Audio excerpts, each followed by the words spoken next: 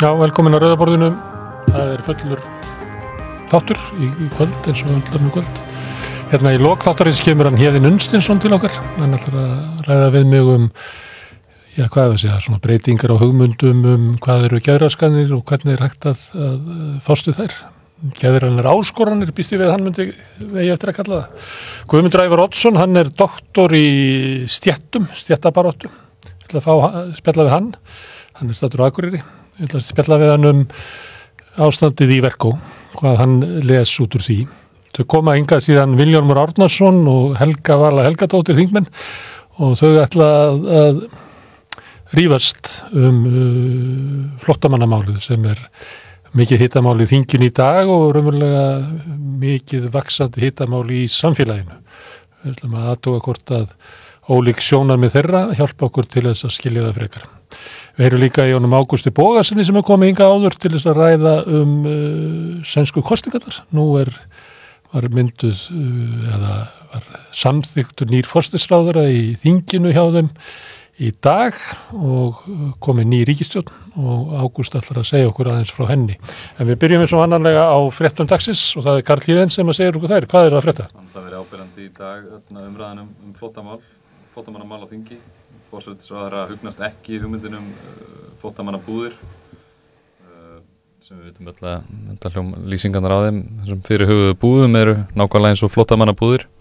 Við munum vonandi halda áfram þessum núna eftir. Móttökubúðir? Já, móttökubúðir, fegra þetta einhvern veginn, skringilegt sko.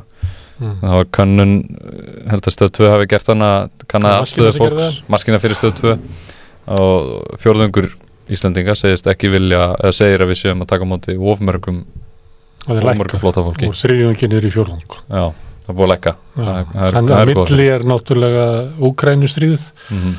Þannig að þetta mælir kannski ekki afstöðuna til umræðunar núna í samfélaginu, en það minnkandi andstaða við móttöku flóttamanna á Íslandi.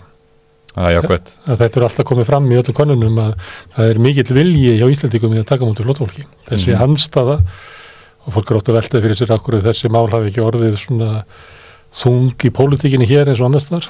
Það kemur meðal annars fram í þessu að Íslendingar eru viljuri til þess að taka á móti flóttafólki heldur en flestar aðra þjóðir. Já, maður líka að segja að það að poppa upp aftur þessu umræðum að akkur eru að hjálpa flóttafólkinu þegar við ættum að vera að hjálpa Íslendingum.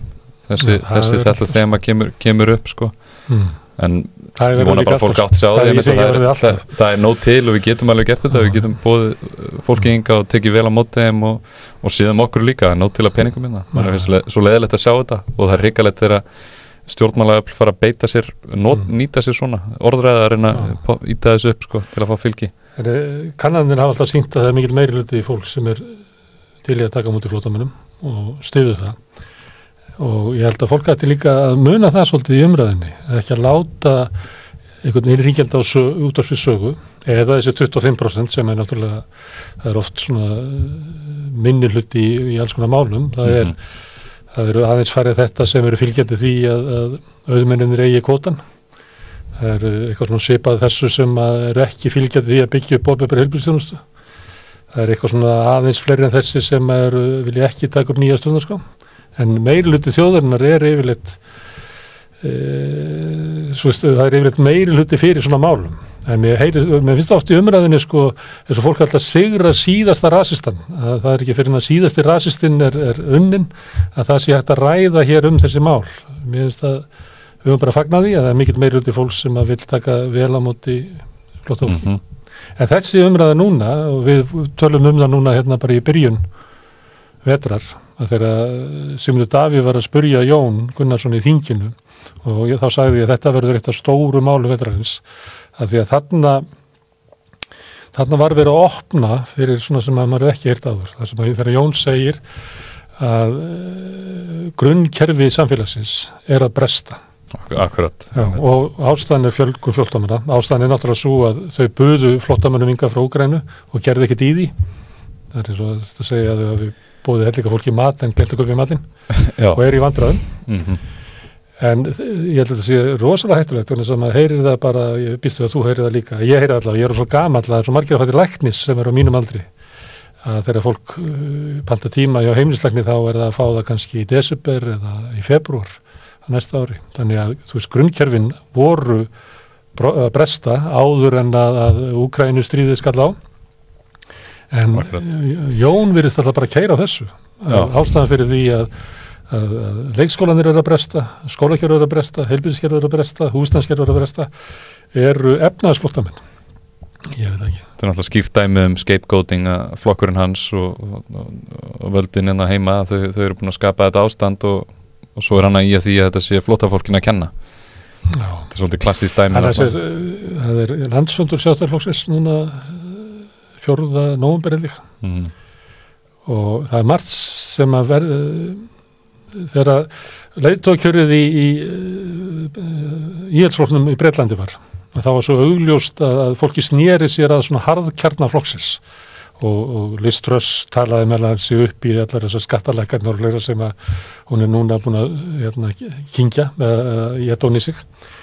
En núna þegar það er að koma landsfundur Sjálfstæðisflokksins, þá snúa þingmenn Sjálfstæðisflokksins svona frá okkur, þar sem eru að tala og reyna að vera svona stofuhæf að sínu kjarnafylgi.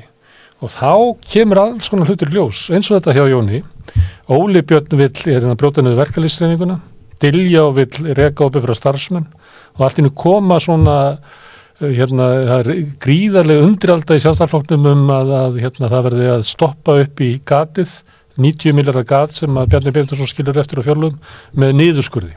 Akkurat. Þannig að það komið einhver svona stemming þegar að vera að líða að þegar þingmennin þurfa að snúa sér frá svona bara þeim sem eru að horfa á Kastljós og Sprengisand eða hvað sem eru að tala eða þinginu og snúa sér að sínum harðkjarnafylgi að þá bara kemur í ljós að þessi flokkur er bara svolítið svakalegur.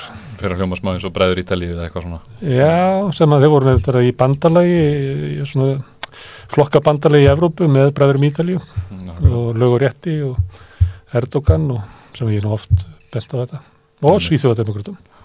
Þeir voru í pólitísku bandalagi á Evrópu með Svíþjóðademókratum. Já, þetta er mjög mikilvægt að halda þessu til haga í umræðinni þegar að vera að tala um þetta. Já, og svo við sáum þegar landsfundurinn var hjá íhaldsflokknum að þá mætti Bjarni Ben ásamt Óla Birni og einhverjum fleirum og hann var að posta leist mjög vel á Liz Truss sem að meiri sér í íhaldsflokknum breska þingflokknum líst eiginlega ekkert á og hún er eiginlega, nú er verið að tala um það í Bretlandi að kannski á hann bara fá þetta eftir þeir eru að leita einhverju leiðum hvernig þetta losna við þetta en það sem að hún bara fram var stefnan sem Bjarni Ben var að tala um að væri helviti góð. En nú er komin nýr fjármálaráðherra í Englandi, hann Jeremy Hunt, og hann er búin að hætta við allar þessar skattalækkanir. Já, allt. Þessar örvandi aðgerðir eins og Bjarni Ben kallaði þær.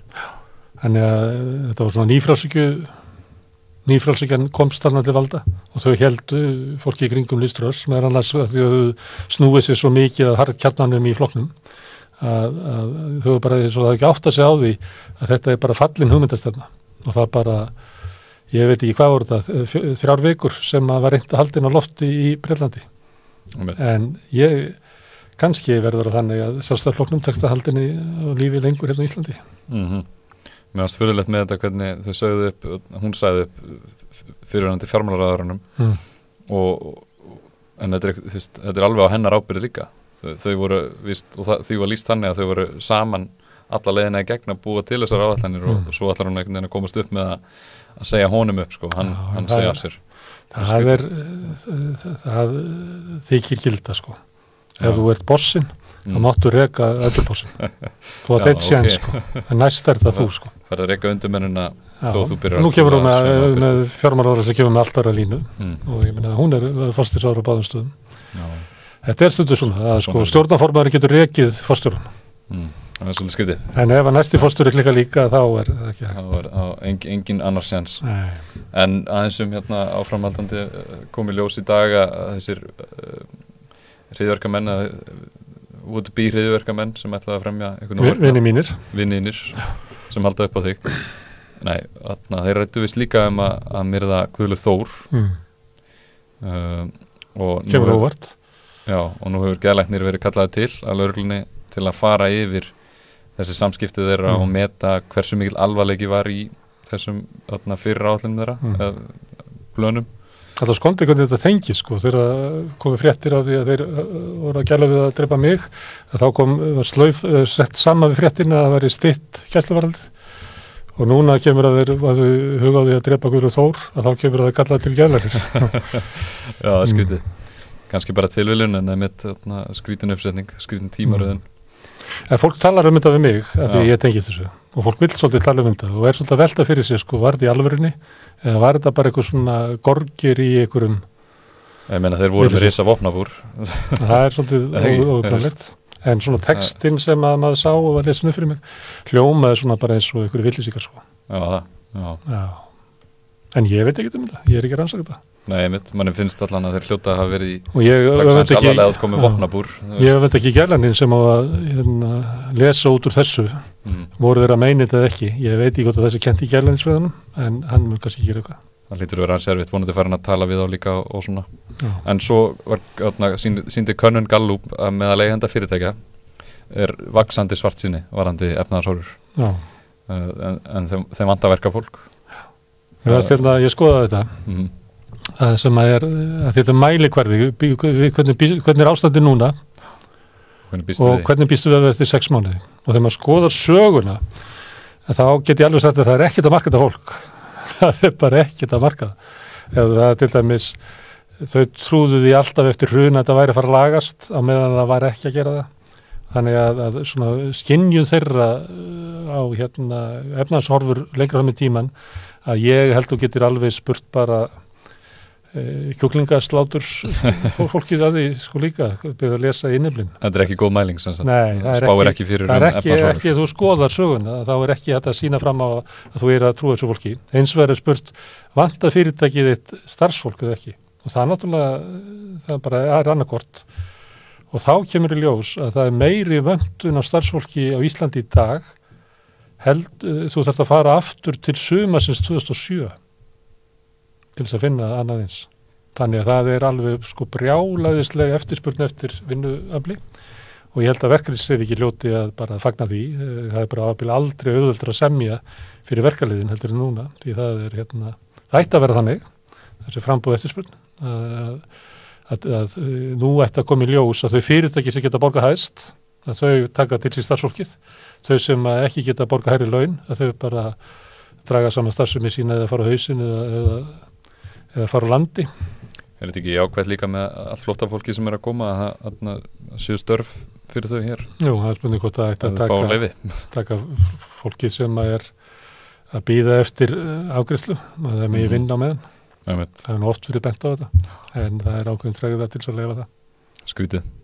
En svo fekk Bankasýslan frest til þess að skila umsögn síni skýrslu ríkisendurskoðunar Íslandsbankasöluna og þetta eitthvað 3 daga frestur í viðbót fyrir þá að fara yfir þetta og senda inn gögn eða skila umsögn skýrsluna.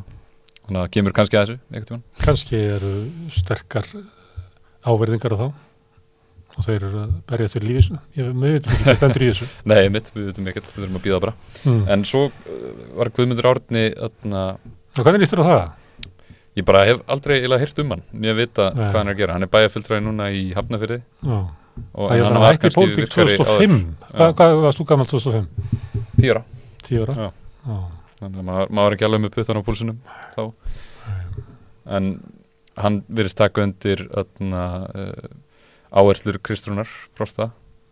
Já, sem ekkit vegna þess að Kristóf Frosta segir að flokkurinn eigi að finna rætur sínar og hann upplýsi ábyggilega sem ræturnar.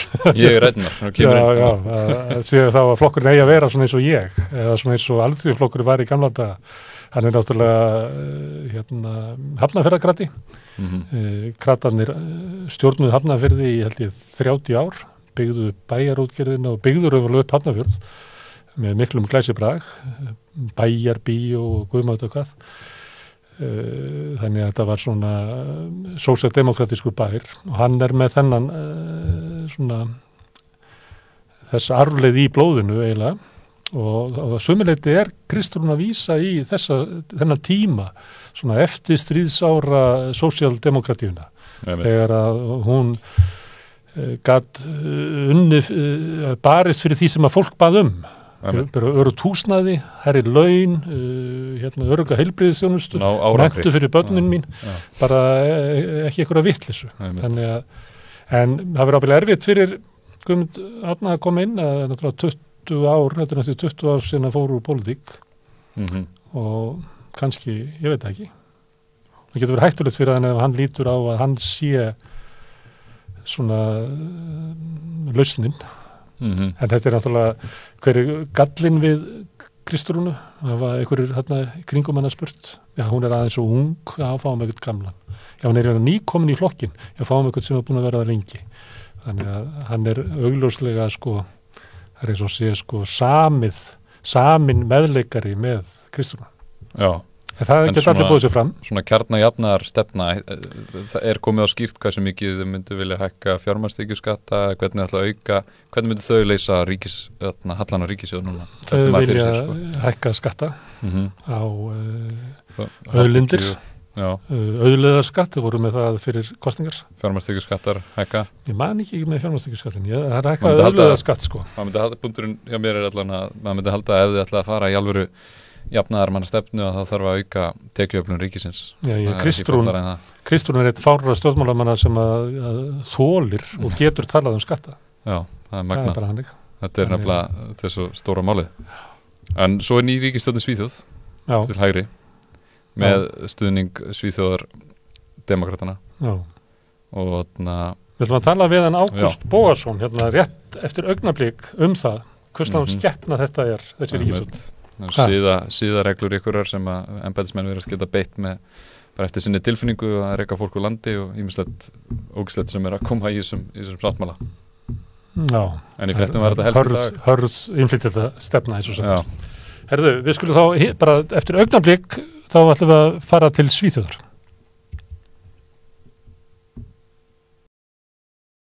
Eins og minnst á hann, við erum komið Svíþjóðademókrata sem hluta af ríkisstjórninni.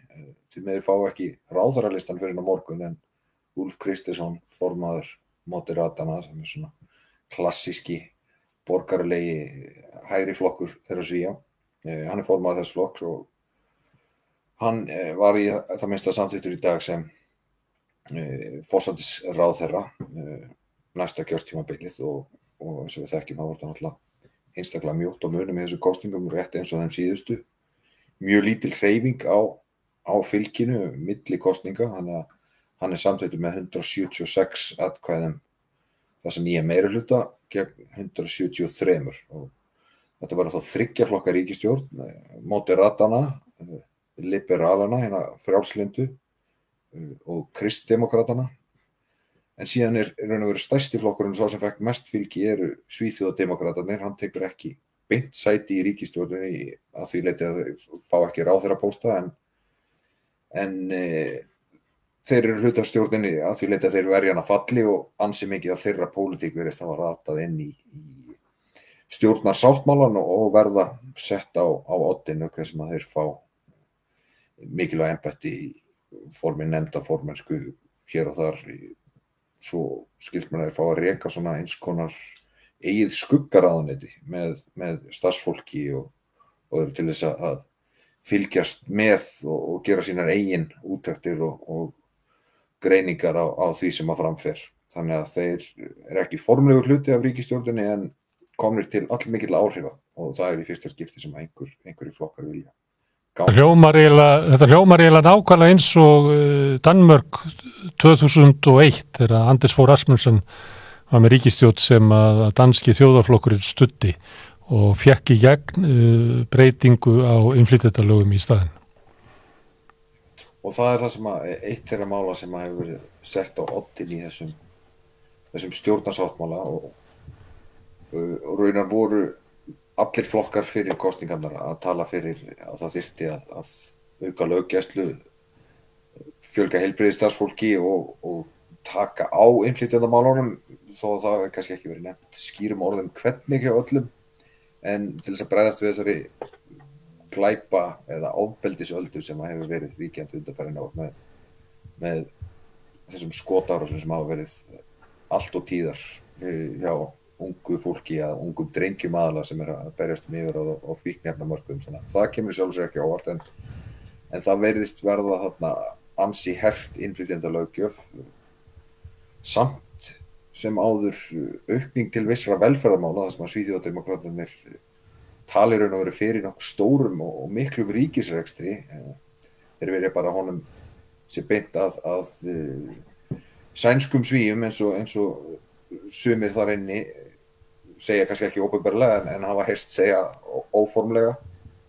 Þannig að þó að það sé að nafnum til hægri ríkisstjórn þá þurftu margir að gefa ansi mikið eftir í samningaviðræðunum.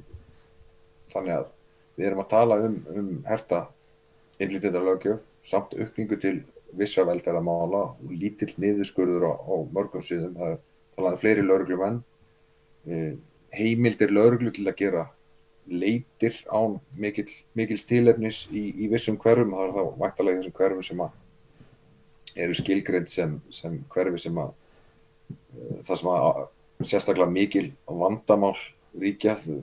Þeir lofa fleiri hjúkrunarfræðingum og heilbrigðisstarfsfólki almennt, stytta biðlista.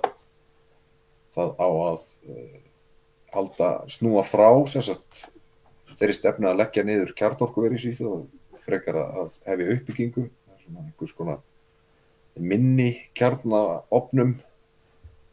Þannig að allir flokkar hafa svona þurft að gefa eftir að sínu stefnumálum nema kannski helst Svíþjóðardemókratarnir. Þeir eru náttúrulega stæðstir og fá sitt. En segðu mér eins og með frjálslyndaflokki, hvernig fer hert útlendingastefna í hann? Illa og það er kannski ástæðan fyrir að þetta tók svona langan tíma það vil mánuð að mynda þessa ríkisstjórn. Frjálslyndu liberalana ganga inn í ríkisstjórnina og fá ráðherrapósta, við fáum að sjá hvaða póstar þetta eru á morgun líklega. En það sést strax í dag að það er greinilega ekki allir sáttir við hvernig hlutirnir hafa gerst og hvað hefur verið gert hér, því að það hefur verið mikil andstaða við það að taka þátt í ríkisstjórnarsamstarfi með Svíþjóðardemókratunum. Og þeir hafa það mikil áhrif í þessari ríkisstjórn að í dag var Jóhann Persson sem er starfandi formaður Frjálslyndaflokksins. Hann hefur raun og verið kærður, getur maður sagt, eða tilkynntur til innri stofnana flokksins, það er að segja flokksstjórnarinnar af Frjálslyndaflokksfélaginu í Stokkhólmi, sem vil meina að hann hafi brotið reglur flokksins með því að ber ekki undir stjórn flokksins þennan nýja stjórnarsáttmála. Og það skiptir svo litlu máli hvernig þetta mun fara innan flokksins, en þetta sýnir glögglega það sem að allir vissu svo sem fyrir að innan Frjálslyndaflokksins eru mjög skiptar skoðanir þetta ríkisstjórnarsamstarf sem að treystir svona mikið á Svíþjóðardemókratana og eru raun og vera að fara að hrinda þeirra pólitísku stefnumálum að miklu leyti í framkvæmd næstu 4 árin. Þannig að þess að segja þetta er 3 manna meirihluti, eða það, 176, 173 og það var enn mjög á mununum í síðustu ríkisstjórn þótt að þá hafi vinstri hlutin verið með þennan nauma meirihluta. En þar voru stöku þingmenn sem að gengu úr flokkum og þá var strax búið að raska þessu meirihluta, þannig að það þarf kannski ekki mikið til og þá sérstaklega hjá frjálslyndum til þess að hafa mjög mikil áhrif á þennan meirihluta og raun og veru raskonum, þannig að þetta verður ekki auðvelt fyrir þessa nýju ríkisstjórn frekar en þá fyrri. Það er þannig í Svíþjóð að ríkisstjórn getur haldið þó að hún hafi ekki tryggan þingmeirihluta. Það er ekki eins og Íslandi þar sem að ef að 2 gengju yfir línuna þá var ríkisstjórnin fallin og boðað til kosninga. En það er í Svíþjóð þó svo að það grafist undan stuðningi við ríkisstjórnina, þá getur hún einhvern veginn svona lafað áfram eða ekki? Hún getur það og það gerðist á síðasta kjörtímabili að þingmenn gengu yfir og kusu með hægri hlutanum, þannig og það gerðist til dæmis með fjárlög fyrir 2 árum síðan að í raun og veru fjárlög stjórnarandstöðunar samþykkt, þannig að ríkisstjórnin hélt engu síðu velli og þurfti þá einfaldlega bara að vinna með fjárlög minnihlutans. En hvað þýðir því öðrum málum heldur en innflytjendamálum? Er verið að fara að lækka skatta á hinn ríku? Er verið að fara að skera niður ríkisútgjöld? Er verið að fara að einkavæða? Er verið að fara að sjá kannski svona breytingu eins og var á 10. áratugnum í Svíþjóð eftir bankakreppuna, þar sem að Svíþjóð tók svona svolítið öfluga hægri beygju? eða er þetta fyrst og fremst í innflytjendamálunum sem að breytingin kemur fram? Fyrst og sinn birtist hún þar, það er náttúrulega hér eins og við annars staðar mikil verðbólga, lítill hagvöxtur, hækkandi vextir, er náttúrulega búin að vera við núllið og undir núllinu meira að segja, maður horfir yfir síðustu 10 árin, þannig að það er ákveðin vaxta blinda hjá sænskum almenningi. Það er búið að lofa verðþaki á raforkuverð sem hefur rokið upp síðustu mánuði. Það er búið að lofa að lækka eldsneytiskostnað, þannig að þetta er raun og veru miklar áskoranir og talsveit mikil lofur þegar það er verið að lofa verðþaki á raforkuverð og niðurgreiða eldsneyti með einhverjum hætti, eða þá væntanlega minnka skatta á eldsneyti. Og það má líka búast í því að ef þetta kemur ekki til hratt og örugglega þá muni gæta mikillar óánægju hjá kjósendum þessara flokka. Svo er þetta með að lofa að hækka refsingar. Það er náttúrulega kannski angi af innflytjendamálunni, en þetta er líka tengist glæpum almennt, vilja taka af svokallaða afslætti fyrir brot ungmenna. Herða innflytjendalöggjöfina allhressilega, en eins og ég segi samt sem áður talsverð aukning til velferðarmála, en maður sér ekki annað en að ef það eigi ekki að hækka skatta, sem er nú ólíklegt að þessi flokkar muni gera, þá verða að koma til einhvers niðurskurðar. En svo er líka, það er kannski svona eina sem maður hefur séð sem að Svíþjóðdemókratarnir hafa kannski gefið eftir í sínum samningaviðræðum, allavega sem ég orðið var við er að það er tekið fram í þessu stjórnarsáttmála að það eigi ekki að draga úr útgjöldum til Ríkisútvarpsins og Ríkissjónvarpsins sænska, sem er eitthvað sem að Svíþjóðdemókratarnir vildu allavega gera ítarlega úttekt á og helst gera niður, en það kemur allavega fram í þessum stjórnarsáttmála svo ekki að gera. En hvernig er tekið á móti ríkisstjórninni? Er hún að fá fljúgandi start? Er almenningur fegin að þessi komin herri ríkisstjórn og fær á mikið stuðning, eða er almenningur svona skeptiskur?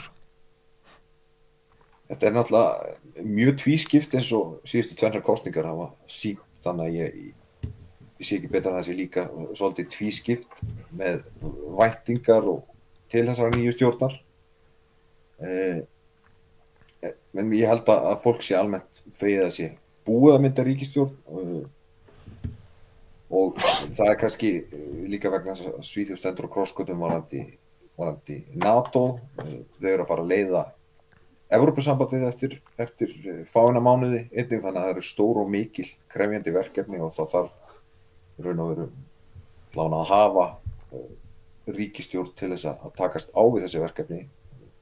Ég held að fólk muni, og undir niðri eru elvist margir sem vilja að harðar verði tekið á þessum glæpamálum og mögulega eitthvað taka til í innflytjendamálunum, þannig að kannski er einhver fjöldi kannski aðeins út fyrir til að sjá hvernig því miðar áfram.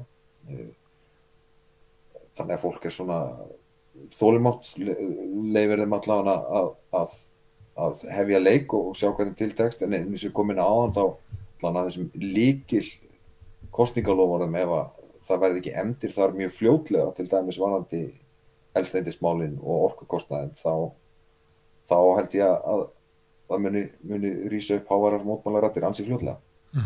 Við sjáum til það. Þakka kærlega fyrir Ágúst Bóasson að koma og segja okkur frá nýri ríkisstjórn í Svíþjóð. Og hann var að tala innflytjendamál sem voru stórt mál í sænsku kosningunum og í stjórnarsáttmálanum nýja. Við ætlum líka að tala innflytjendamál og flóttamannamál við Rauðaborðið eftir augnablik. Þau eru að koma sér fyrir Helga Vala Helgadóttir og Vilhjálmur Árnason, þingmenn, og við ætlum að heyra þau skiptast á skoðunum flóttamannamál eftir augnablik.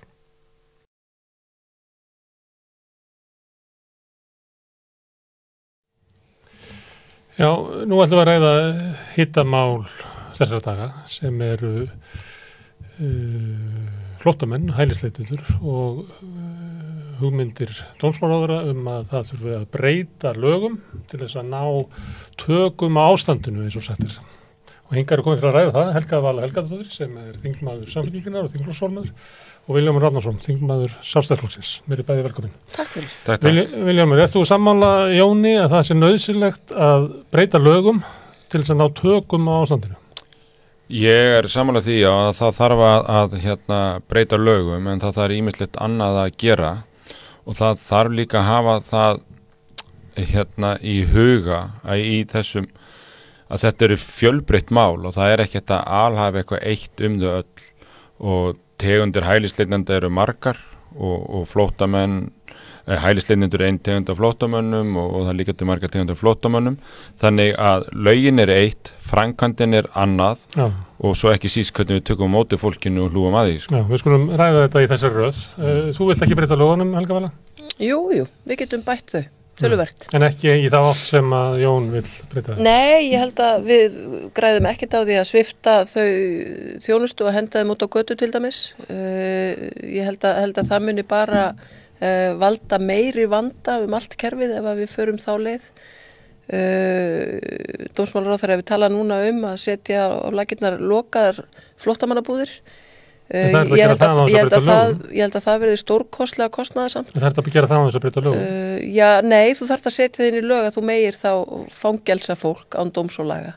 Og hann þarf þá að gera það. Þannig að hann þarf þá einhvern veginn að finna leið í lögunum til þess. Við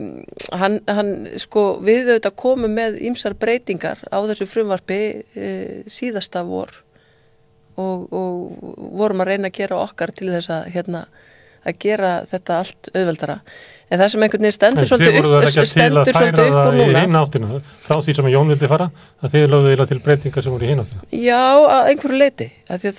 Og sem að gagnast báðum aðilum, sko, bæði stjórnvöldum og fólki sem í leitavernd. En það sem að kannski skorti svolítið á varðandi dómsmálaráðherra hann verði spurður, hvað það í lögunum sem þú heldur að komi í veg fyrir að til dæmis Úkrænufólk og fólk frá Venezuela leiti verndar af því að þetta þetta langstærsti hluti þeirra sem eru sækjum vernd, það eru frá þessum 2 ríkjum. Hann talar að vandinn séu aðrir, þeir sem að koma hingað efnaðslega í flóttamenn, það raunverulega þessi 1/4 sem eftir að það sé svo mikil aukning í því að það sé að brjóta niður grunnkerfi samfélagsins. Það bara ekki rétt, það engin aukning í því, það algjör samfella þarna. Og hvaða ríki erum við að tala um? Við erum að tala um Afganistan, við erum að tala um Íran, við erum að tala um Palestínu. Það fjöldi ríkja því það alltaf verið að bera okkur sama við Norðurlöndin.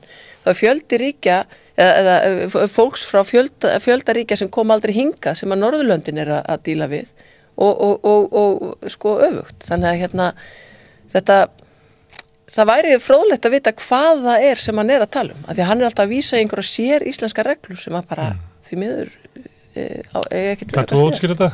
Þú ert ekki dómsmálaráðherra, en kanntu útskýra þetta? Já, það þannig að við erum með vissa viðbótarvernd umfram önnur lönd og það ekki bara lögunum að kenna ástæðan ekki bara lögin þar að líka hvernig úrskurðarnefndar í útlendingamálum var en það náttúrulega byggt á löggjöfinni sem við höfum og það þá þannig að þú færð aukna vernd með að koma til Íslands frekar en annarra landa og það einn hlutur af þessu og þá áttu að tala við fólk sem ekki frá Úkraínu, ekki frá Venezuela. Já, við erum ekki Venezuela fara aukna vernd hér umfram annar staðar þess að viðbóta vernd svo kallaða. Það það ekki byggt á ákvörðun stjórnvalda frá því að árum áður og sem eru reyndu stjórnvalda að draga í land en úrskurðarnefndin féllst ekki á það? Jú, og úrskurðarnefndin samþykkt ekki annað og svo þannig að þetta bæði eins og ég sagði framkvæmdaatriði og svo þetta líka varandi löggjöfina og hingað til þá höfum við alltaf séð svona toppa frá mismunandi löndum koma og svo höfum við náð í framkvæmdin og með úrskurðum og öðru slíku að segja, þið eru vissilega að leita betra lífi en þið ekki að flýja hættu á lífi og limum og því farið þið tilbaka og þá hefur straumur frá því landi hætt að koma enga. Svona sjáum bara að það var mest frá einhverjum X-löndum á þessu ári en það færri ári og svo kemur nýtt og nýtt.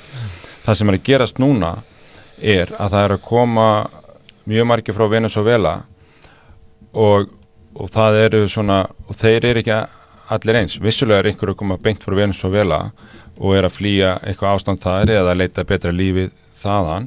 En svo einhverju sem eru búin að því miður lenda í klóm á skipulagðri brotastarfsemi og vera selt það að fá skilríki, koma til Íslands, fá betra líf og fá aukna vernd, en eru kannski ekkert frá Venesúela, eru frá einhverju öðru landi. En eru breytingarnar hugsaðar til þess að stoppa fólks flóttamannastraumin frá Venesúela? Ekkert bara frá Venesúela, við erum bara að segja það að út í öllu flóttamannastraumurinn stór í Evrópu og út allan heim og sækir inn til Evrópu og ef að við erum ekki með sambarilega löggjöf að þá En á það ekki bara við Venesúela? Það á bara við Venesúela. Það eina sem öðruvís á Íslandi þar sem að koma fleiri. Yfirleitt það að koma færri. Það hlutast að færringa frá Sýrlandi, Afganistan. Já, en flesti sem ekki flesti, en stórpartur þeim sem að koma núna frá Venesúela raunverulega frá Sýrlandi með vegabréf frá Venesúela, ný og öll eins. En hvað með það? Að máli þá það að það Venesúela í dag. Sýrlendingar í gegnum það, en það getur verið eitthvað annað næst. Þannig að við erum bara að segja almennt að löggjöfin að vera eins svo að sé ekki hvati fyrir skipulagða glæpastarfsemi að bjóða upp á þessa leið hingað. Þannig að ef við náum í framkvæmdinni og löggjöfinni með úrskurðum að stoppa þá ólöglega hlutan frá Venesúela að það komi þá bara ekki frá einhverju öðru landi næst af því að þeir þekkja lögin og leiðina betur en við sko. Hvað segir þú þetta Helga? Er það þannig að stór hluti að fólkinu sem kom frá Venesúela séu á fölsuðum skilríkjum? Nei, engin. Ekki fölsuðum. Eða keyptum skilríkjum? Nei, það vil svo til að Sýrlendingar eru langstærsti hópurinn af arabískum uppruna sem að býr í Venesúela. Þetta kemur til af því að Sýrlendingar lögðu á flótta undan Ottomanveldinu á seinni hluta 19. aldar. Og hvert flúðu þau? Þau flúðu til Venesúela. Þetta langstærsti innflytjenda hópurinn í Venesúela og þau hafa búið þarna frá þessum tíma á seinni hluta 19. aldar og það talið að það séu yfir 1 milljón íbúar í Venesúela með sýrlenska bakgrunn. Og það þetta fólk. Og Jón segir þessu ný vegabréf, skiptir það máli? Nei, ég meina, það geti alveg verið einhver ný vegabréf. Ég meina, við þurfum að endurnýja vegabréfin okkar og það engin vitleysa. Ég meina, það eru einhverjar á nýjum vegabréfum, en það skiptir ekki máli. Hins vegar núna verið að horfa á sko nöfnin þeirra. Þau bera sýrlensk ættanöfn. Þau eru vissulega af arabískum uppruna. Innflytjendur hins vegar af sýrlenskum uppruna í Venesúela eru 17.000. Og einhverjir af þeim má ætla að séu núna að flýja frá Sýrlandi. Eru með 2-falda ríkisborgararétt. Þau eru svo að innflytjendur þarna og eru að flýja vargöld. Annað sem að verður að taka fram að Flóttamannastofnun Sameinuðu þjóðanna sendi frá sér tilmæli til ríkja, aðildarríkja flóttamannasamningsins, þess efnis að það bæri að veita fólki frá Venesúela vernd. Og það það sem við erum að gera við kærunefnd útlendingamála félst ekki á nýja ákvörðun útlendingastofnunar að loka dyrum fyrir fólki sem að flýja Venesúela, heldur fylgdi því sem að alþjóðlega stofnanir sem að við erum aðilar eru að óska eftir að ríki geri. Hins vegar verðum við líka að horfa á það því það alltaf verið að bera okkur saman við Norðurlöndin. Norðurlöndin eru að fá einmitt eins og þú sagðir áðan fjölda fólks frá öðrum ríkjum. Þau eru að fá mjög marga frá Eritreu, þau eru að fá mjög marga frá Súdan og svo framvegis og framvegis. Þetta eru ríki sem að koma bara eiginlega aldrei hingað. Og þarna kemur allt í rosalegu straumur af fólki frá Eritreu í Noregi og eitthvað svona sko. Þú veist, þannig að þetta alveg líka þannig að ef að ættingiðinn fer til einhvers lands og segir þú veist, hér gott að vera, að það eru meiri líkur á að þú farið þangað. Það sem að hafa komið svo margir hlutfallslega til Venesúela á undanförnum árum á búast við því að ættingja þeirra sæki frekar heldur til Noregs. Það eru fleiri íbúar frá Venesúela á Íslandi heldur í hinum löndunum, ekki með höfðatölu. Hvað segirðu? Já, ég veit það. Það eru fleiri umsóknir hér, en það ekki af því að þetta ekki fleiri samþyktar, þetta eru bara fleiri umsóknir og það það sama á Norðurlöndunum. Þannig að það verður að horfa líka á söguna. Aðeins varðandi lögin og aukna vernd, að þá það ekki alveg rétt heldur. Þetta ekkert sér íslenskt. Það bara verið að veita við, það bara verið að svara þessu ákalli og við höfum til þessa dags treyst á þetta stjórnvald sem kærunefnd útlendingamála og ráðherrar í ríkisstjórn hafa vísað í niðurstöðu kærunefnda til dæmis í brottvísunarmálum þar sem að hópur fólks rís upp og mótmæli brottvísunum. En þá hefur ráðherra skilt sér á bak við kærunefnd og sagt hér að ræða faglega sjálfstæða nefnd sem tekur ákvörðun á faglegum grundvelli að það beri að veita þessu fólki vernd en nú allar allt í unnu dómsmálaráðherra bara að hætta að hlusta á kærunefndina og ráðherra Sjálfstæðisflokksins og ríkisstjórnir öll sem ekki mótmæla þessu. Þannig að tilhæfulausar umsóknir á Íslandi eru innan við 3%. Þú veist. Þannig að ég veit ekki alveg hvar dómsmálaráðherra ætlar að finna allan hann að fjölda sko. Okay, þetta eru 10 manns eða eitthvað. Það þá lítill hluti af vandanum en vandinn til staðar. Jón segir að fjöldi flottamanna þessu ári sem miklu fleiri heldur en á síðustu árum og engin deilur það. Við veitum að það eru Úkraínumenninir sem að hingað hafa komið og svo náttúrulega fólk frá Venesúela og það reynir mikið á grunnkerfin. Og hann segir það eiginlega neyðarástand, það húsnæðiskerfið, heilbrigðiskerfið, menntakerfið, það bara hristist allt. Það staðan? Já, það alveg augljóst, það reynir á kerfin, en ég ætla bara að benda á það að lagabreytingin núna, hún ekki bara út af Venesúela og sé ekki bara bregðast við því, sko, við erum bara búin að fjalla, þetta útlendingafrumvarp kom fyrstu drögað í löngu áður en Venesúela byrjaði að koma, þannig að við skulum nú hafa það og það sem kannski aðeins öðruvísi í okkur líka að það eru svona vissi tímafrestir og hvernig við kemst inn í að fá efnismeðferð og líka varðandi fleiri svona undanþáatriði, varðandi börn og veikindi og heilsufar sem gefur efnismeðferð og annað slíkt og þannig að þá kannski oft meiri hvati fyrir það sem búin að fá synjun hér eða fá stati annar staðar að vera samt lengur hér í landinu og annað slíkt. Það bara mörg svona atriði, þess vegna ég segja, þetta ekki neitt einsleitt sem hægt að alhæfa yfir allt í þessu. Þess vegna langar mig að spyrja ástandið. Þannig að ástandið núna það. Lagabreytingi mun ekki leysa ástandið á bara einni nóttu. Þannig að ástandið þannig að það hriktir í grunnkerfum samfélagsins út af fjölda. Já, alveg frá lögreglunni og svo bara samfélagunum sem að taka mót. Það það sem að kannski grunnurinn í þessu það að þarf að gera það þannig að þeir sem að koma hingað séu þá raunverulega þeir sem þurfa hvað mest á verndin að halda, þannig að kerfin sé til staðar fyrir þá. Og því erum við að segja, við þurfum þá að gera þannig að þeir sem eru hér bara sem efnahagsflóttamenn, að við þurfum að biðja þá að bíða aðeins. Ef einhverjir eru að koma hér á grundvelli skipulagðra glæpastarfsemi, þá þarf það líka til þess að venda þá sjálfa, að passa á þeir komi ekki. Það til þess að þú getur fækkað svo lítið í hópnum að ástandi mun ekki skána. Jón var í Silfrinu í gær að segja að flottamenn á þessu ári getur orðið 5.500. Og af þeim helmingur frá Úkraínu, helmingur af því sem eftir frá Venesúela, það fólk mun ekki hægt að koma hérna og grunnkerfin eru, að bresta. Þannig að ég að spyrja, hvað getur við gert í því?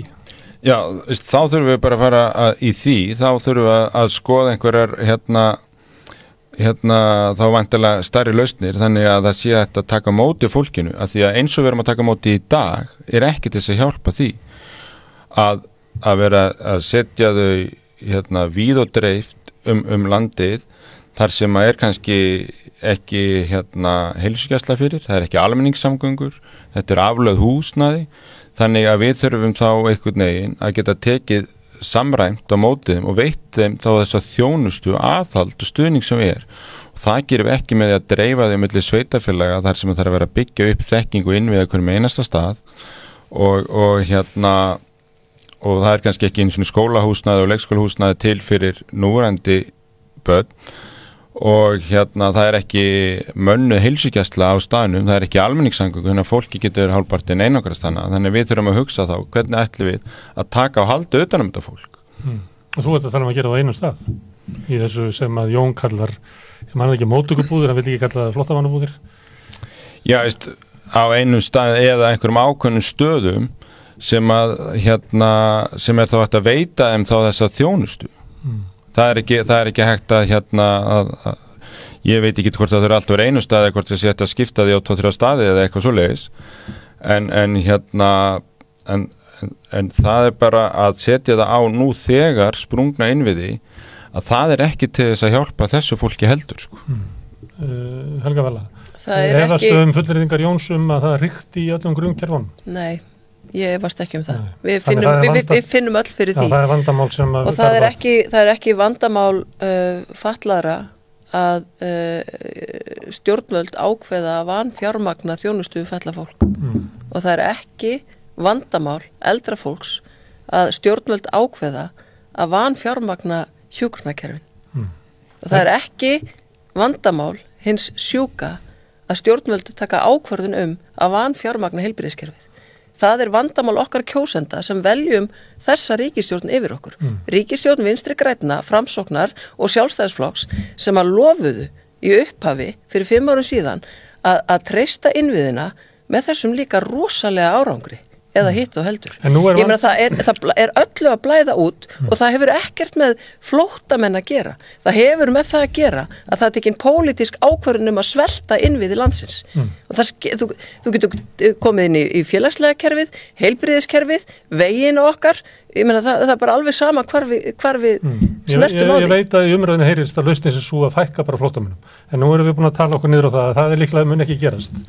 Nei, ég meina hvað halda þessir menn að flóttamannabúðir muni kosta? Nei, hvað vilt þú gera til þess að verja eða tryggja það að þessi fjölgun að innviðirnir standist það? Já, við þurfum bara að sko fjármagna innviðin okkar af því að við getum ekkert ráði við það að það er sko fordæmalaus fjöldi fólks á flótta. Það er eitthvað sem að við stjórnum ekki.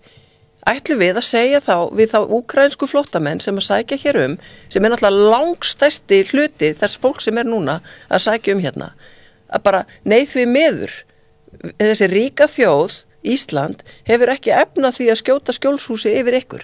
Ætlum við að gera það? Staðan er þessi að frá því að stríð braust út í Sýrlandi 2011 hafa 7 milljónir flúið Sýrland.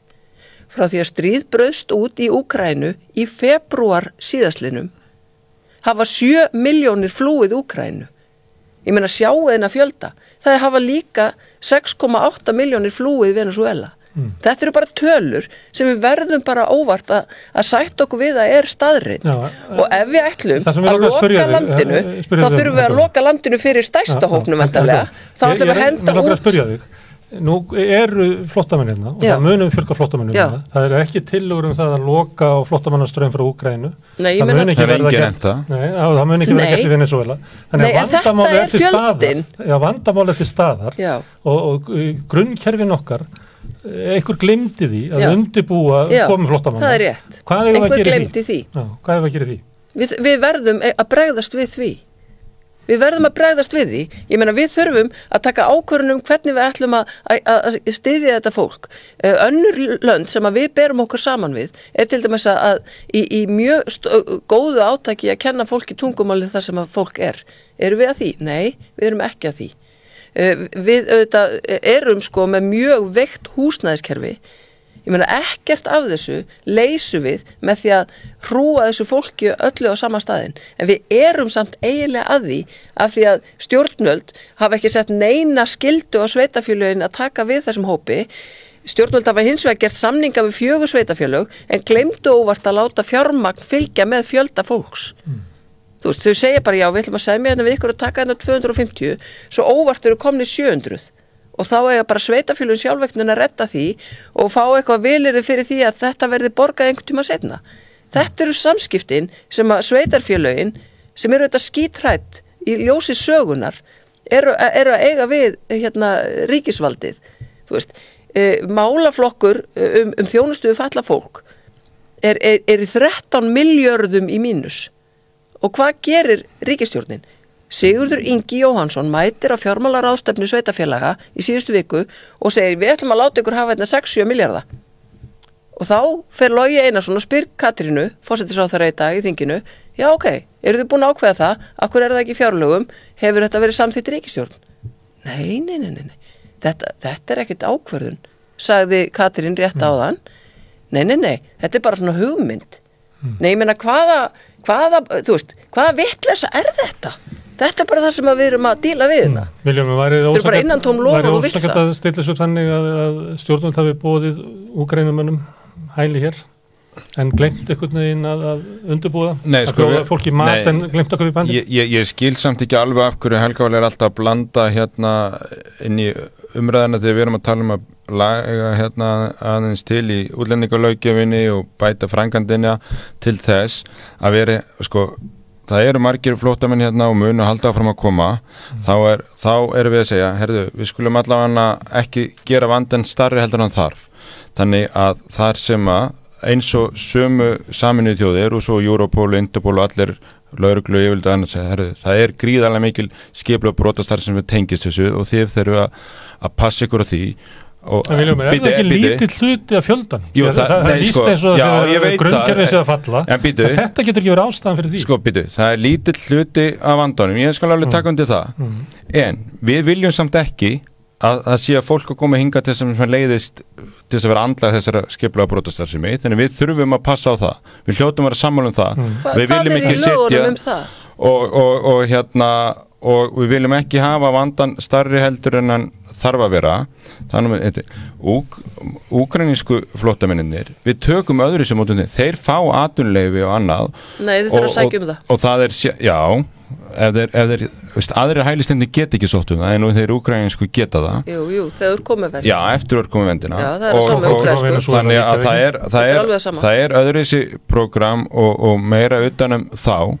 Nei. Hitt eru breytilegi hópar frá einum tíma til annars og þannig að við verðum bara að átta okkur að því þessar stóru tölur sem Helga Vala að nefna þá hann líka að nefna hvað við erum lítil þjóð og hvað við erum með litla innviði í stóru landi og þannig að við þurfum líka að vita og við fáum líka lítið brot að þessu hvað við getum við fáum líka lítið brot að þessu já, við fáum lítið og það ekki því fólki sem leitar hér að betra lífi eða vernd að vera sett inn í lítil samfélög, inn í litlum sveitafélögum sem hafa ekki mjög sterka grunni við fyrir að setja þau þangað inn, þá fá þau ekki þann stöðning sem það. En heldur það sé betra fyrir það að vera í móttökubúðum eða flóttamannabúðum á Reykjanesi og það betra fyrir innviðin að byggja þar upp?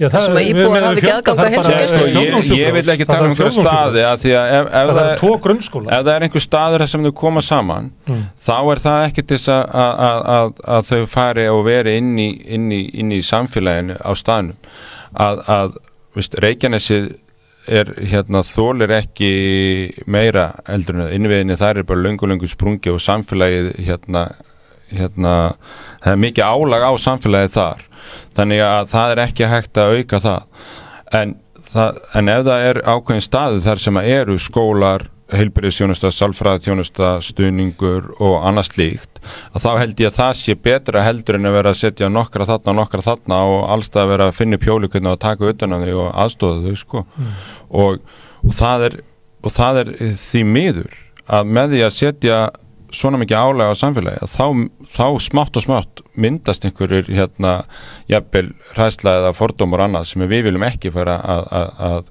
aukist hér. En hver lausnin við því? Að setja búðir?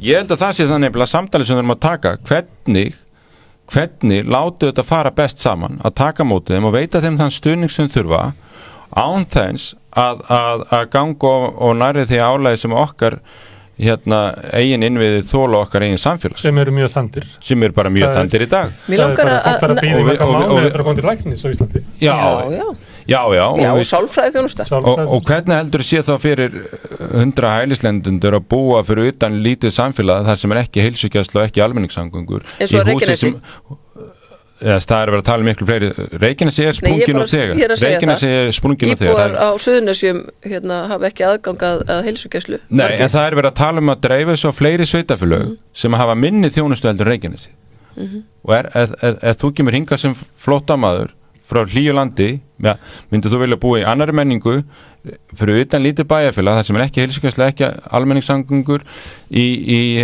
norðan átt og stór hrið, En valkostur sem þú býður upp á í staðin að búa í búðum, það er ekkert svo áberandi betur. Já, búa þá með fullt af fólki sem með sömu menningu og þú færð þar skóla, þú færð þar hlýtt og gott húsnæði, þú færð sálfræðiþjónustu og annað slíkt. Þú ert ekki einangraður ekstra úti. Hlýtt og gott húsnæði, ég skil ekki alveg hvar, hvernig, hvað það Ég meina bara, þú ert með húsaskjól, þú ert með stuðning, það er þarna þá auðveldara að ná utanum kennslu og fræðslu og sálfræði þjónustu eða félagsþjónustu og annað slíkt sem þarf, sem er bara ekki til staðar þar sem verið að setja fólki í núna. Mér finnst bara svo athyglisvert og ég vil líka segja, peningar leysa ekkert í þessu, það er ekki nóg að setja bara meiri peningalögun og meiri peninga í sveitafélaginu, þau þurfa að hafa heilbrigðisstarfsfólki, þau þurfa að hafa lögreglumennin og allt þess að taka á móti þessu, sko. Til þess að nota peningin í.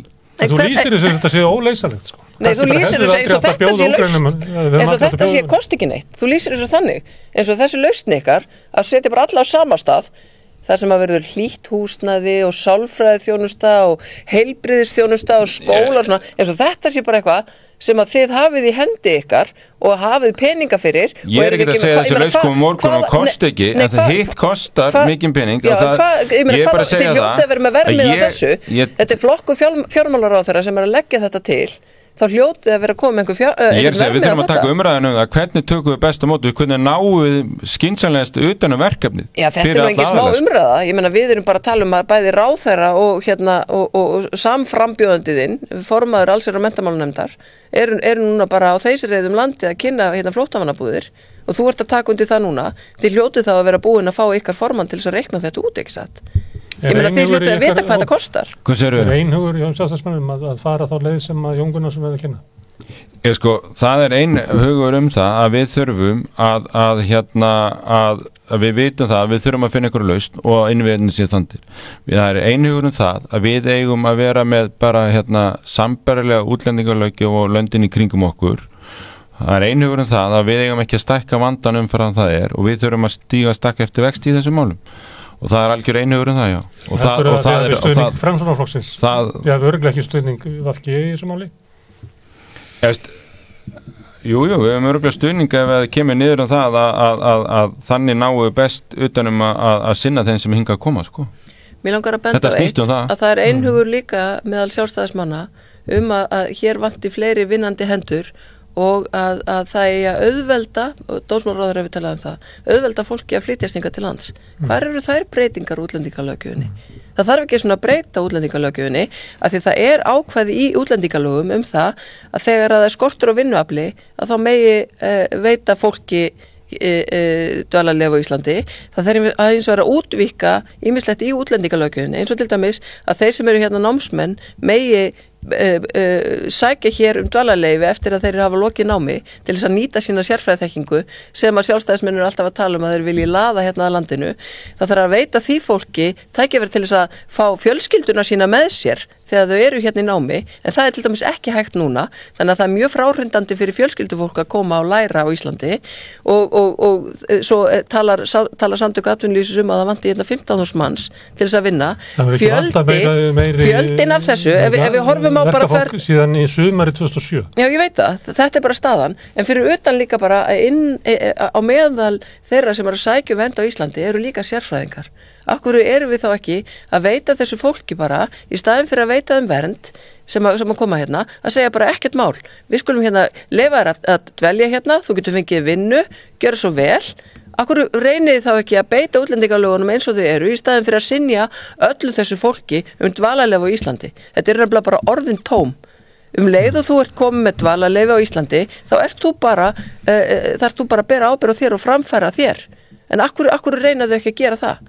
Þetta er Jú, stefnan okkar er alveg mjög skýr að við erum mjög frjálslynd fyrir því að fólk komi hér og nýti krafta sína og taki þátt í eitthvað samfélagi, komi hér á eigin vögum og við höfum kallað eftir því og við höfum vissu ekki með vinnumarkaðslöggjöfina hjá okkur sem að þetta tengist en við höfum Ásla Arnan og nýbúin að kynna svona breytingar og framalda því sem hún og Þórdís Kolbrún gerðu saman. Myndu þið vilja að leyfa þeim sem að sækja hæli að fara að vinna? Þeir þurfa ekki að sækja hæli. Það er með máli. Svo er það þeir sem ætla að koma hér og nýta okkar velferðarkerfi. Þar eru við bara mjög íhaldssum að þeir sem að við þurfum að tryggja það að okkar velferðarkerfi sem er þá hælisleitandi kerfið Sameinuðu þjóðanna sem að við viljum þeir sem að þurfa nauðsynlega á því að halda að við þurfum að hafa kerfin frátekinn fyrir þá en ekki það sem er að koma hér bara til þeins eins að leita betra lífi. Þú ert alltaf að tala svo lítinn hlut þetta er svo svipað að heyri stundum hefur hitt flokksfélag þín að vera að tala vandamál og þessi svindla á örorkukerfinu. Þetta er bara svo á meðan við erum þóttu finnir einn eða tvo þá breytir það ekkert meðan við ert íhaldsamur í því kerfi að þá eykst það ekki, en leið og slakar þar á og þá stækkar alltaf það sá hópur sem á ekki vera á kerfinu. Við erum ekki með neina tölur að tala að við verðum að eins og flóttamannastraumurinn er stór og þá ekki síst út af því að þú ert bara efnaðsflóttamönnum og ég þreytist ekki að minnast á líka það að við, það eru líka skipulög glæpasamtök sem eru að vinna innan þessi kerfis og við þurfum bara að passa okkur þar til þess að geta betur tekið á mótum þeim sem er raunverulegri neyð. En veistu það? Og við megum ekkert gefa það þar eftir, að þá stækkar vandinn. Þú ert ekki með neina tölu það að það hafi aukist eitthvað hér eða fjölgað í þeim hópi sem koma sem efnaðarslegi flóttamenn. Bara þvert á móti. Ég bara upplifa þetta, ég hef sjálfur tekið á móti svona hælisumsóknum. Já, ég meina þú varst í löggunni fyrir 10 árum. Já, og ég hef sjálfur flutt svona fólk út og átti miklu samtökum við það og raunveruleikann í dag að við erum að taka móti fólki frá Úkraínu og það er stort verkefni og við þurfum að gera það vel. Ertu að segja það sé fólk að flýja efnaðarslega? Nei, ég er að segja það er stort verkefni og við þurfum að gera það vel. Já, og það er það sama með Venezuela. En við þurfum og stóra hluta hinum náttúrulega. En ég er bara að segja áður en Úkraína, áður en Venezuela þá fór umræðan að breyta útlendingalöggjöfinni og gera hann að færa hann nær þeim kröfum sem eru í löndunum í kringum okkur. Hún var að byrja áður og hún verður að halda áfram. Þó að þetta sé orðið svona stórt og það sé svona margir, þá þýðir ekki að hætta að hafa okkar löggjöf trygga eins og hann í löndunum í kringum okkur. Má ég spyrja það eitthvað einu í lokin. Nú eru þið sammála það að það fjöldi flóttamanna sem er hér og er óumflýjanlegur. Það mun fjölga flóttamönnum hér alveg sama þótt að þú stoppir upp í ykkur gött.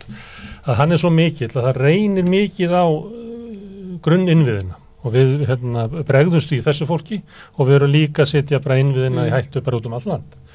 Er ekki hætt við þegar að menna þið eru að rífast þetta breytingar útlendingalögunum að vandamálið sem að þið ættu að einbeita ykkur að sem er að laga innviðina til þess að þoli þessa fólksfjölgun sem að við þurfum á að halda eins og þú bettir á það vantar bara vinnandi hendur að það bara gleymist að því að þið eru að rífast í öllum kastlösum og öllum vikulókum hvort að ykkur hafi komið inn með falsað vegabréf eða ekki.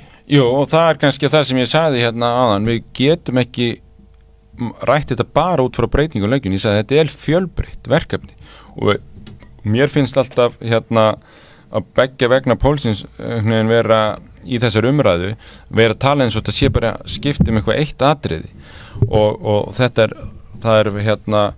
er svo margir innviðir sem við þurfum að hugsa og það er margir þættir sem við þurfum að hugsa í þetta þannig að það er ekki ein quick fix lausn í þessu og því er ég kannski að tala alla angan alltaf að reyna þess vegna tala ég allt sem að við kemur þessu að því að við þurfum einhvern veginn að ná yfirsýn yfir þessar umræðu það er margar tegundir af flóttamönnum, margar tegundir af hælisleitendum og það er líka margar tegundir af innviðin sem þarf að vera til staðar.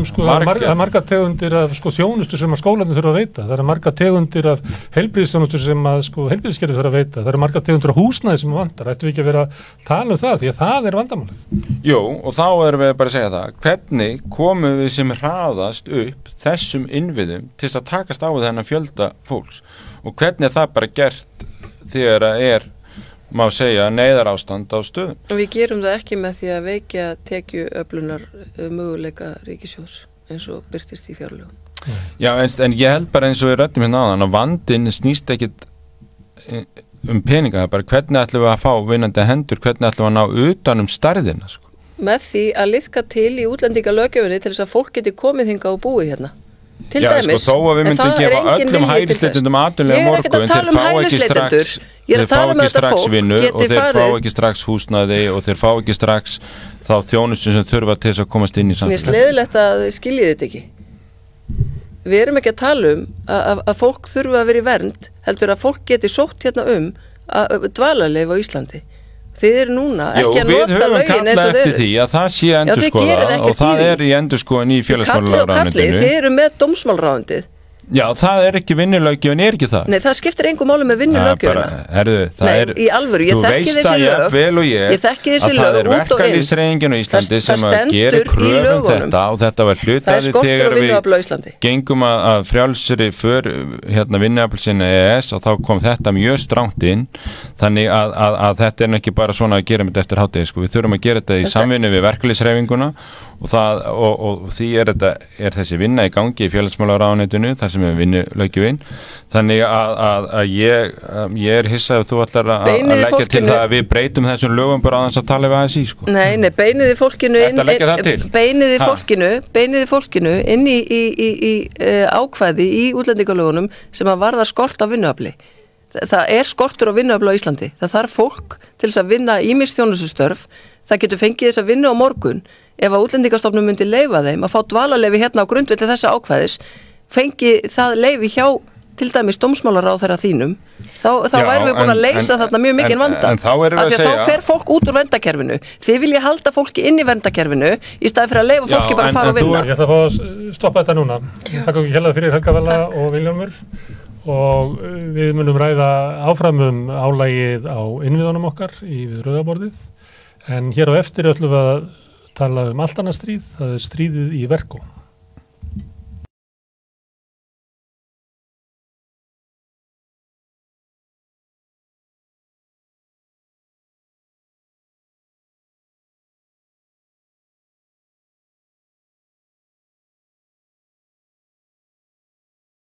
Þetta séu átökunni í verkalýðshreyfingunni og ef það er ekki átök þá er það oftast þannig að það eru þá hinnir betursettur sem að stýra baráttunni og hinnir lagasettur, láglaunafólkið sem að hagsmunir þeirra verði eftir.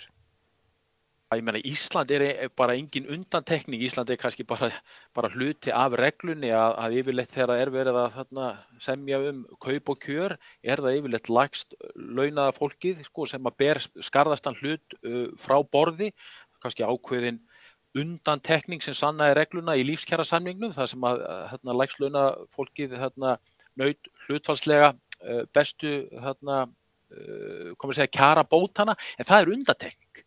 Og það var meðal annars vegna þess að Sólveig Anna og Efling og hennar samherja gengu mjög hart fram.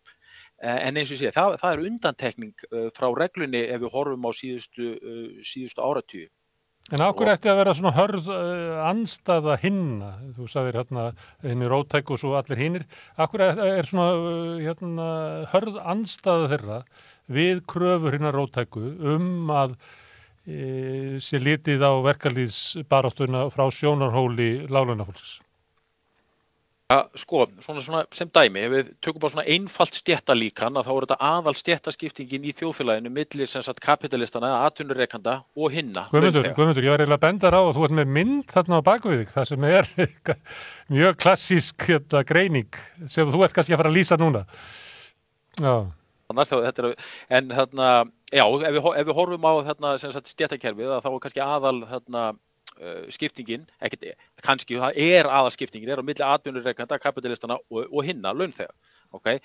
En svo innan launþega að þá ertu með ákveðna aðgreiningu sem að meðal annars stjórnast af hversu mikil yfirráð viðkomandi hefur á vinnustafnum. Ég meina, sumir eru stjórnendur þrátt fyrir séu launþegar, okay? Og aðrir hafa mikla menntun. Og í krafti meiri stjórnar eða yfirráða innan vinnustaðarins og meiri menntunar, þá nýtur fólk ákveðna forréttinda innan vinnustaðarins. Og síðan ef við horfum neðst innan þessa hóps, þá ertu með fólk sem hefur hvorki menntunina né neina stjórn.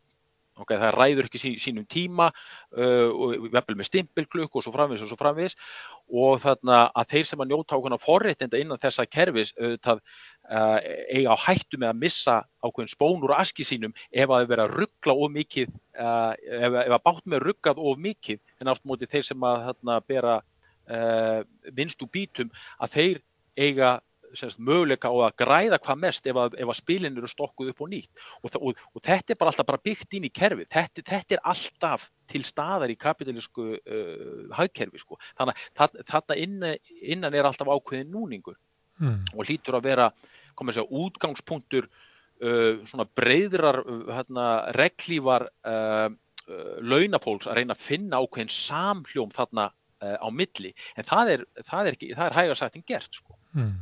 Maður tekið eftir því að þegar Sólveig Anna að gagnrýna millistéttina, menntuðu millistétt eða sérfræðingana, að það kveikir í Facebook og samfélagsmiðlunum að fólk á mjög erfitt með að þola þetta. Hvað er það sem út frá hverju hún að tala þar? Hún að tala það að inn í lægstlaunuðu, ómenntaða verkafólkið hefur ekki fengið að stjórna sín eigin baráttu, hefur ekki fengið rödd í umræðunni og vill taka þá ákveðin sess af millistéttinni. Þessi átök hvað snúast þau? Því að þau eru rosalega svona tilfinningaþrungin. Maður séð að fólk alveg til í að dedúa sig fram og tilbaka í umræðum þessa hluti. Ég sé bara ákveðin samlíkindi á milli þess sem við gerst bara á hennum formlega pólitíska vettvangi og svo innan verkalýðshreyfingarinnar, hvort við erum að horfa á Ísland eða önnur lönd, að við til dæmis horfum á vinstri flokka bara síðustu 50 ára aftur í tíman, að þá þetta eftir því sem að millistéttin á Vesturlöndum hefur stækkað og verkamannastéttin hefur minnkað, hafa vinstri flokkar snúið sér meira að millistéttinni og að verða svona flokkar svona sem reyna að höfða dálítið til millistéttarinnar og verkamannastéttin hefur þá minni hljómgrunn innan vinstri flokkana, og hann má alveg kannski segja að einhverju leyti hafi vinstri flokkar hrakið hluta verkafólks í arma svona populískra flokka sko, vegna þess að þar upplifa sumir ákveðin samhljóm sem þeir hafi ekki lengur innan vinstrisins. Og þess að ekki eru bara, vinstriflokkarnir eru ekki bara meira þá svona að reyna að höfða til millistéttafólks, heldur eru þeir líka meira svona, flokksforystan samanstendur meira af millistéttafólki. Þannig að kannski eðlilega finnur þá verkafólk sig síður innan þessara flokka. Við höfum bara séð mjög svipað gerast innan verkalýðshreyfingarinnar, hvort sem eru á Íslandi eða annar staðar, eftir sem að millistéttin stækkar og samfélagi verður flóknara, þá þetta sjálfsögðu þarftu menntað fólk til þess að sinna hinum og þessum greiningum og þú þarft lögfræðingan og allt þetta, en það er kannski ekkert skrítið að verkafólk upplifi sig utanveltu innan þessa baráttutækis stéttarinnar. Svo þegar að sérfræðingarnar og skrifstofunir eru búin að taka yfir forystuna í félögunum. Þeir eru orðin miklu fyrirferða meiri heldur en þeir voru og af hverju held ég þetta sé svona þarna, hvað maður að segja, svona, vera svona mikla tilfinningar í spilinu. Ég held að langflestir sem að vinni innan þessar hreyfingar séu gegn heilir í sinni baráttu þótt að fólk greini á hvaða aðferðum á að nota.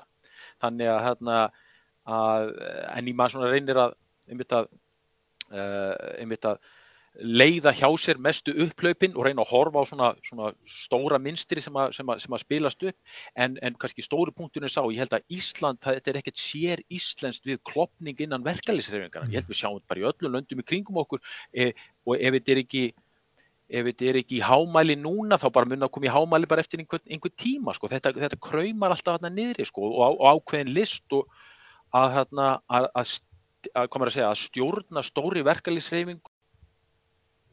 Tæknibilanir duttum út og mistu samband við Guðmund Ævar, veit ekki hvort hann komi hérna, en kannski bara komin tími til þess að sitja á örstuhlé og Héðinn Unnsteinsson kemur eftir augnablik.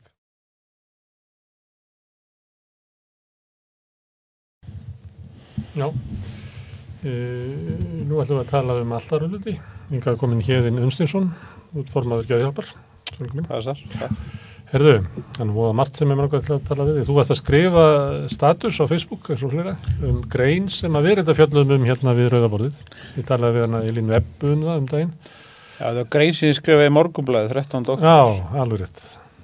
Fái lesa, þannig að maður skellur svo stundum inn á samfélagsmiðla. Já, þegar maður verður varfið að það enginn sem maður hittir sem hefur lesið þetta, þá eiginlega eina sem hægt að gera við mokkagreinar að sitja á Facebook. Herðu, þetta var áhugaverð grein, ungur sálfræðingur sem búin að vinna inn í NAS lengi, mingil barðukona. Grein her í Guardian, já. Já. Og hún sem að þú leggur út frá. Já, hluta til gerir það, já. Hún eiginlega, ég man ekki hvernig hún orðað, allt sem að okkur hefur verið sagt geðraskanir eru lygi. Já, hún setur það svoleiðis fram, já. Hún gerir það. Já, og hún á því, það sem að mér finnst vera, því að ég nú áhuga á svona stjórnmálum og samfélagsmálum, og hún var svolítið á því að það væri verið að reyna að lækna fólk með lyfjagjöfum eða meðferð eða atferðismeðferð í einhverjum sársauka og erfiðleikum sem að maður sprottið af einangrun í samfélaginu, einmannaleika, fátækt. Ójöfnuði. Já, það passar. Já. Ertu sama sinnis? Já, hlutu til ég alveg sama sinnis og hún, en hún svo sem ekkert fyrst. Ungu kynslóð kom oft og Robert D. Lang og við getum alveg rakið okkur aftur, þannig að þetta eru fræði sem hafa verið gagnrýnd alveg í 200 ár, sko. Og allt svo viðleitni og allt sem hefur verið reynt, ég meina, stæðstu hluti þess hefur verið ítt til hliðar, af því það hefur ekki virkað. En við erum alltaf að reyna okkur besta. Svo í þá meginströms geðlæknisfræðunum, að það hefur ekkert að því, eða fátt að því hefur lifað lengi. Já. Og það nú bara vegna þess að... En gagnrýnin á þig? Er samfella í gagnrýninni? Hún hefur verið meir undanfarið en nokkur sem áður, finnst mér, af því sem ég hef lesið og kynnt mér. Ég hef nú ekki lifað í 52 ára, en allavega fylgst vel með síðustu 30 árin, en gagnrýnin hefur verið ansi mikil á síðustu svona 10-15, sko, já. Akkur það eru við að vera vitrari eða hafa greiningarnar og fjöldi fólks sem að sogast inn í kerfið? Bara orðið svo mikill að það er anspyrna að vera sterkari. Það spilar inn í og líka bara það hvað upplýsingaflæði er orðið miklu meira og menn átt þessi og ber ekki eins mikla virðingu kannski fyrir menntafstjettum og þar fram til göttunum og líka átt að menn sig að því að það vera fjallum hluti sem enginn veit hvernig vera til eða skilur eða getur mælt, tilfinningar og hugsanir. Það skiptir rosa miklu máli líka. En nú hafa, lyfjafyrirtæki haldið fram að það sé hægt að skilja þetta og þetta sé tildur einfalt að þú tunglundur vegna raskana í búðefnabúskap í heilans. Það búið að afsanna það með stóri meta-analýs núna í sumar. Ég meina, þetta svo erfitt við að eiga því að eins og þunglindi bara þú tekur það sem dæmi samkvæmt öllum klíniskum leiðbeiningum eru svona helstu einkenni þunglindins 10 en til þess að teljast þunglindur þarf það greinast með 5 þeirra í 2 vikur eða lengri tíma. En hvað þú greinist með 5 einkenni og ég með hinn 5 einkenni? Erum við þá báðið þú? Já, þetta er svo erfitt þegar kemur að greiningunni og það sem hefur gerst líka eins og við höfum margoft rætt að kríterjunum hefur fjölgað svo ofbáslega síðustu, sérstaklega frá svona DSM-3 sem kemur 84, Robert Spitzer þá ritstjóri þess og þar fjölgar alveg upp í tæplega 300 og fjölgunin hefur verið svo mikil svona frá 84 til dagsins í dag hefur þetta margfaldast. Fyrsta greiningakríterjunir 1876 eða 8 það eru 6 kríterjur sko, þannig að hvar endar vanlíðan og hvar byrja frávikið, rammin er að það er alltaf fleiri og fleiri sem fall undir Þú ert formaður geðhjálpar sem eru hagsmunasamtök fólks með geðraskanir eða geðrænar áskoranir. Og áhuga fólks sem geðheilbrigði. Og þú ert eiginlega að segja að meðferðin sem að þessum sjúklingahópi er búið upp á er á einhvern leiti bara á villigötum. Hún er ekki á villigötum en er einfallega að reyna sitt besta. Og það er líka sá sem er á villigötum, hann er að reyna að rata. Já, margt af þessu eins og þú veist Gunnar virkar upp að einhverjum marki. En svo er, eins og ég segi, það er stöðu endurnýjun, menn er stöðugt að prófa eitthvað nýtt, en það er voða lítið nýtt gerst mjög lengi nema nú er að koma þessi bylgja hugvíkandi efna sem mun án nokkurs vafa finna sér farveg innan heilbrigðiskerfinu innan nokkur ára. Hvað er það sem að geðhjálp vill? Við settum nú fram nýju svona megin áherslu fyrir einhverjum 2 árum sem við höfum verið að hamra á lengi. Við viljum til dæmis afnema helst bara nauðung og þvingun í meðferð. Okkur finnst það að vera þversagnakennd úrræði og erfið og byggjast á þessu blessaða skaðalögmáli John Stuart Mill það hvert séð samfélag megi svipta einstakling frelsi síðan hættulegu sjálfum sér öðrum. En hver er þessum megnuður að dæma þar hver er hættulegu sjálfum sér öðrum?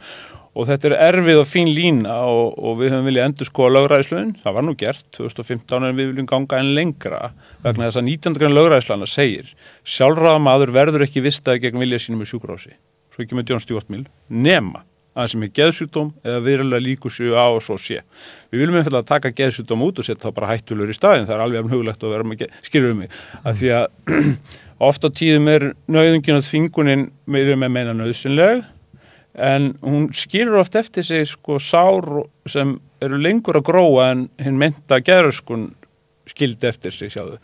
Þannig að við höfum bara fyrir því, við berjumst líka fyrir og ítum undir allt samráð og samtal. Meðferðin hafi meiri skaða heldur sjúkdómurinn? Nei, ekki úrræða nauðungavista sem er ekki meðferðið sjálfum sér. Það er bara að halda einhverjum gegn vilja sínum á einhverjum ákveðnu stað. Þannig að og það er fólk sem er greint með geðraskanir að það er líklega að það verið frelsissvipt. Lögin leyfa það, já. Og það því að þú ert með geðraskanir. En að því að geðraskun er svo huglega þá er þetta nánast óbarn fyrir hvert sem er sjáðu til. Og þetta er 3 fasa prósess, það er þetta, læknir getur haldið einstaklingi í 72 tíma gegn viljans á sjúkrahúsi, svo fremur sem einstaklingur stígur yfir þröskuldin. Annar fasin er 21 dagar nauðungavistun, þar þurfa félagsmálayfirvöld á lögheimiliðinu að kvitta upp á það og svo 3. fasin er sjálfræðissvipting, þá þarf að fara fyrir dóm og læknir að fara fyrir því rök fyrir framan dómar af hverju hann vil sjálfræðissvipta einstakling og haldur hann kannski hálft ára eða ári inn á sjúkrahúsi. Nýtur á þetta sem svona arfleið frá fyrri tíma þar sem að var farið með fólk með geðraskanir eins og bara lokað inn á fangelsum og hælum? Já, að hluta til er það svo líka þetta er náttúrulega bara eins og þetta hefur þróast, þetta er svona ákveðið verkfæri í kistu fagfólksins að grípa til þessar ás og oft standa fjölskyldur einstaklingur og fagstéttir ráðalausar gagvart einstaklingur sem eru stjórnlausir eða illir vil ekki meðferð og þar fram til göttum. Þetta er vandmeð farið við getum tekið dæmi einstakling með Alzheimer eða eitthvað sem fjölskyldan vill leitt en hann vill þetta er oft mjög snúin mál en ég hef tekið eftir undanfærið að landsréttur til þess að við snúið við 2 dómum héraðsdóms í sjálfræðissviptingum og nauðungavistunum og það er bara áhugavert að sjá að það er svona meiri vakning meðal dómara og lögfræðingum að gæta réttinda þeirra sem eru nauðungavistar. Það þurfa að vera einhver sérstök hætta. Ekki það bara að sé trublandi hegðun og... Já, og svo er náttúrulega hinn greinin, 28. grein lögræðislaganna þvingaða lyfjagjöf. Hún er svolítið snúin líka. Við viljum bara taka þetta til umræðu vegna þess að nú að fara að lögfesta samning Sameinuðu réttindi fatlaðra. Og við fáum ekki betur séð en að samningurinn sé að ýta réttindum allar áfram. Það er að segja að réttindi fatlaðra sé orðin það mikil, skilur við að í þessu samhengi, að það muni vera réttarbót fyrir allan almenning.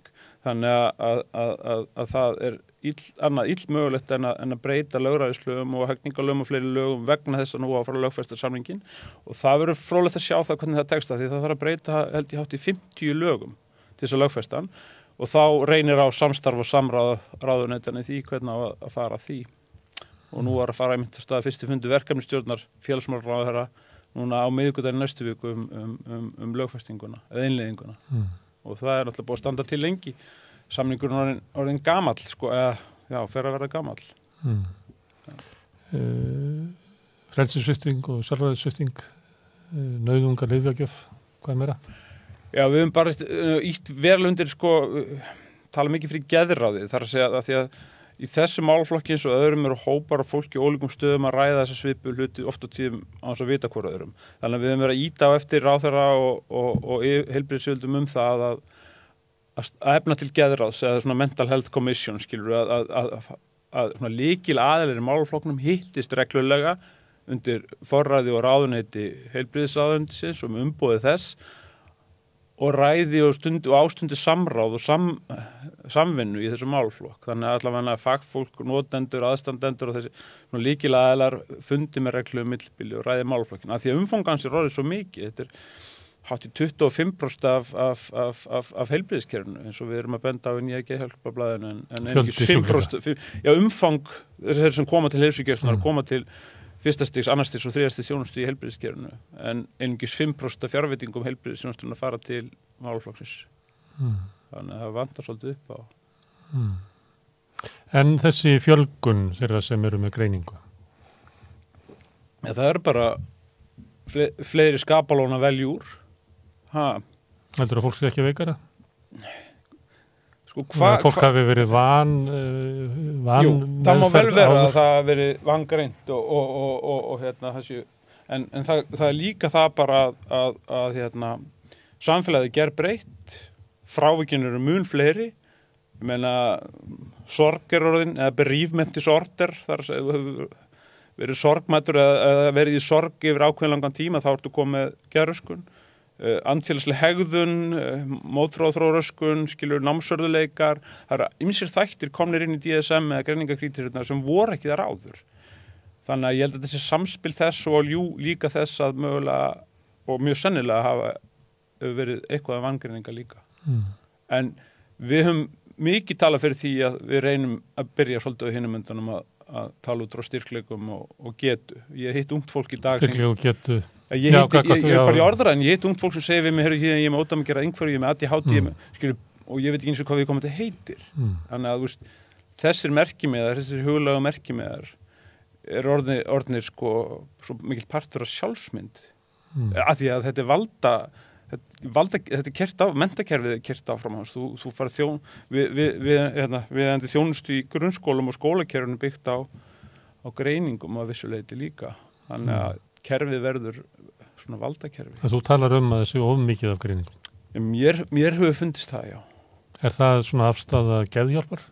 Já, það er held ég afstaða stjórnarinnar, við ræðum þetta reglulega. Og við erum svo sem ekki einum það er alltaf einhverju sem synda móti strömmnum líka í heilbrigðiskerfinu. Jóhann Ágúst Sigurðsson, prófessor í heimilislæknum, ræddi þetta mikið á sínum tíma og það er alltaf fleiri og fleiri sem ræða þetta. Kannski var kerfið í Kína best, og fórst einu svona mánuði til heimilislæknis og borgarunum bara þegar var frískur. Hver er skaðinn af of miklum greiningum? Skaðinn? Það er náttúrulega kostnaðurinn lítur að vera eitthvað sem við horfum til. Það þarf ekki endilega að vera skaði af ómiklum greiningum en það er náttúrulega það er ala á þessu að í staðin fyrir að vinna með áhrifþætti, orsakaþætti eða að bæta samfélagið vegna þess að eins og við erum að tala að vandinn liggur ekkert einhvers innra með fólki. Þetta er samfélagslegt mál líka. Það segir sér sjálft að í jafnari samfélagum líður fólki betur. Ekki satt og þannig að þetta snýst félagslega og efnaðslega þætti ekki síður heldur en bara það sem gengur á innra með þér, það sem vekur þín skinnhrif þitt ytra umhverfi á stóra leyti. Og svo er náttúrulega bara eins og í þessum þáttum sem var verið að sína fyrsta þáttin í gera í sjónvarpinu að börnunum okkar, hvað fyrstu 2 árin skiptar ofboðslega miklu máli í tengslamyndun og málþroska og öllu þessu og vel ætti að vera þá ætti við að geta boðið foreldrum að vera með börnin sín bara í 2 ár án þess að þú eru að senda þau 1 neitt en þetta er viðkvæmt mál líka en skilur þannig að ég held að ytri þættir skipti ekki síður máli heldur en genetíkin það sem hún færð frá föður og móður.